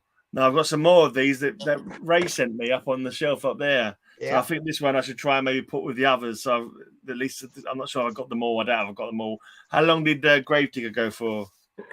You want a good one to get the Showcase OSS Men at War. That's a real good one. Right. War and Attack from Charlton. Ooh, I like that. Now I know I've got another war comic called War. I Charlton. I'm not sure what box it's in, but maybe one day I'll find it and put it with these ones. And then a very last comic, a single crime comic to a crime comic reprint. Probably my only crime comic. Yeah. I got one or two crime comics. That's it. Next time War comes up on Slingers, I definitely want in because I have the perfect idea to win that. I have this whole plan set up. You know, we have to have war covers where I'm gonna win because I have to win. I'd give away my secret, but nah. Yeah, don't. Never say definitely, mate. Not when Matilda's in charge. No, I'd get the pity votes left, right, and sideways, but no. No, I'm pretty sure I'd win through the jury, definitely. But okay, definitely. Either that or my ploy wouldn't work. So no, okay, did it? Grey Man, are most of your books British pence? No, I don't think so. No, I'm not even sure. To be, I've got plenty of pence there. But do you know? I don't even look. But no, I'm pretty sure they're not. No. I think I've got more US than pence. Like especially the old, because the old one's definitely a US because they didn't have a UK price on them. They only had the US price, and then they had a little separate date stamp with the UK price on them normally. So all the older ones are like that. But I even count the stamped ones as my UK variants because they're so common. They got a UK stamp on, yeah.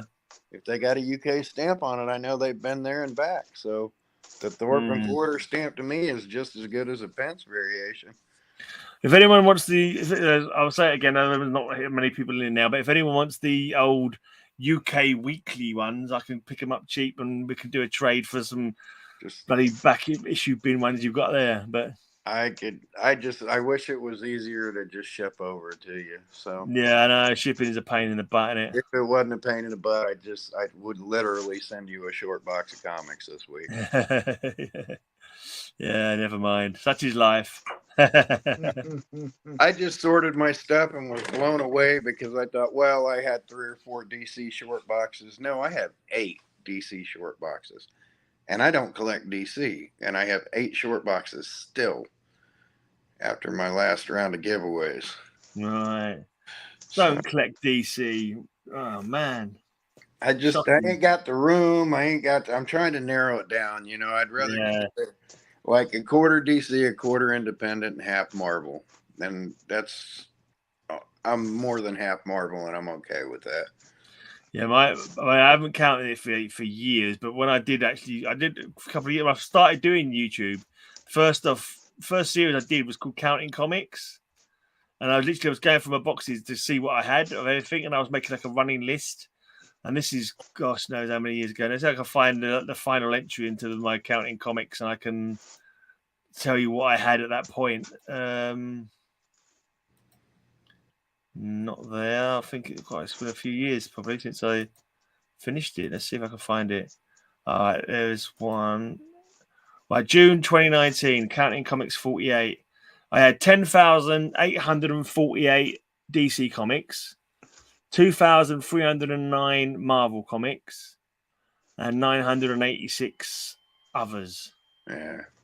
I'm on my third collection though, so I'd have as much as Ray if I had them all, but they've just gone into the wind. So Yeah. they're just I don't care. I've owned them once. I got one more book. I got one book on my wish list, and then everything else is just filling in the blanks.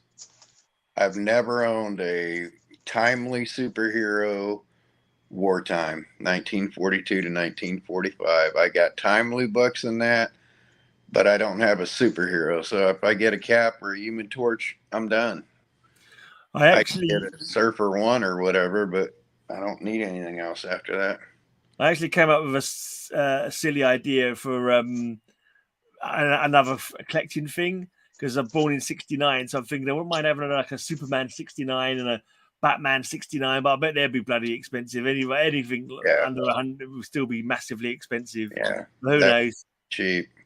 No, that wouldn't be cheap. I've let go of more old DCs than I care to count. I've had wartime DCs. Hell, I just let go of a Batman 15 from 1942. I've owned those, and I could have traded that for one, but I just figure, what the hell, I got stuff to trade. I'll get it. I don't want it tomorrow. If they tell me I got 6 months to live, I'll go get one, just to say, all right, I owned it. I'm done. So, yeah. I ain't terribly worried about getting those things. I'm not terribly worried about filling in blanks. It's all fucking icing. Yeah, you get them. If you get them, you get them. If you don't, never mind. It's all icing. You enjoy what you got. I've had everything I've ever wanted in life. How dare I wish for more? How dare I wish? My life's been fucked up more than half of it. I still don't care, because how dare I wish for more? I live in a huge fucking house. Got my own library. Got hell, when I say my library, my books are jaw dropping, much less my comic books. My books are like, holy shit, you got a first print Jules Verne sitting next to a first print Hugo. Yeah. I got killer first editions. I got all kind of shit. I want for nothing. I'd like to have other stuff, but I want for nothing. I just don't want to die in the next year or two. That's my goal. Yeah. If you can avoid it. So, hold on. Just randomly decided to show you this cup. Just for Dickens in a cup? No, it's for really apparent reason. I just saw it on the shelf. Before I show them this. I used to have a heavy metal, a death metal band called Suffering, and we did a fair few gigs. We never going to get anywhere because we were rubbish. But I saw we did reunions every 5 years. We do a reunion on my birthday, and we put a gig on. And this is the picture of the flyer that I did for the first gig, because there was a big festival, a big gig called Clash of the Titans. So I did a play on it, and I made it Clash of the Titans. And we see we got Power Girl here and Lady Death facing off against each other. You got to put your hand up over your face, or that's not going to focus. Well, over your face. Yeah, you got to hold that up, because the camera's focusing on your face and not the cup. Yeah, well, it can't. My camera's crap anyways. It's probably that. Who knows? But you get the general idea. And then you got Shannon, I think, looking on.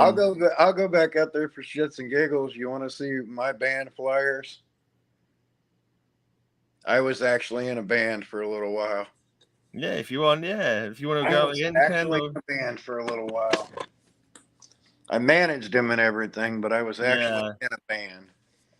I was a singer in a band for a little while. Oh yeah, just for fun. But I was just looking at them the other day, so I thought, well, shit, this would be a funny thing to show. Let me mute my mic while I'm hobbling upstairs, though.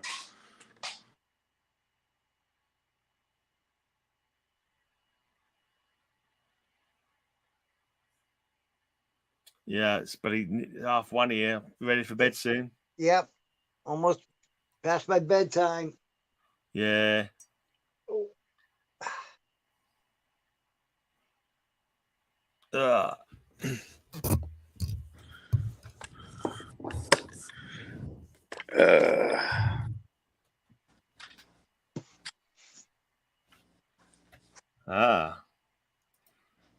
on the screen.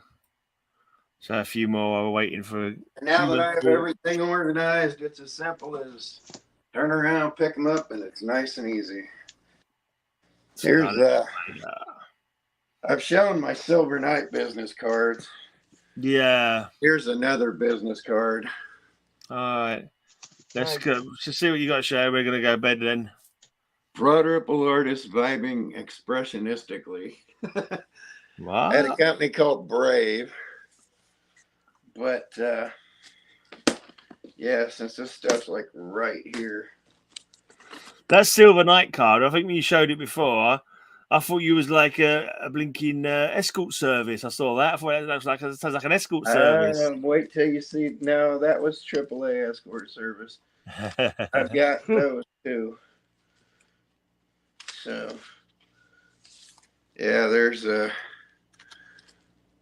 one of my flyers for a band I worked with. Okay. Yeah, for bookings information, call Silver Knight. Silver Knight. Carl Andrews. And that was 20 odd years ago. But, come on now.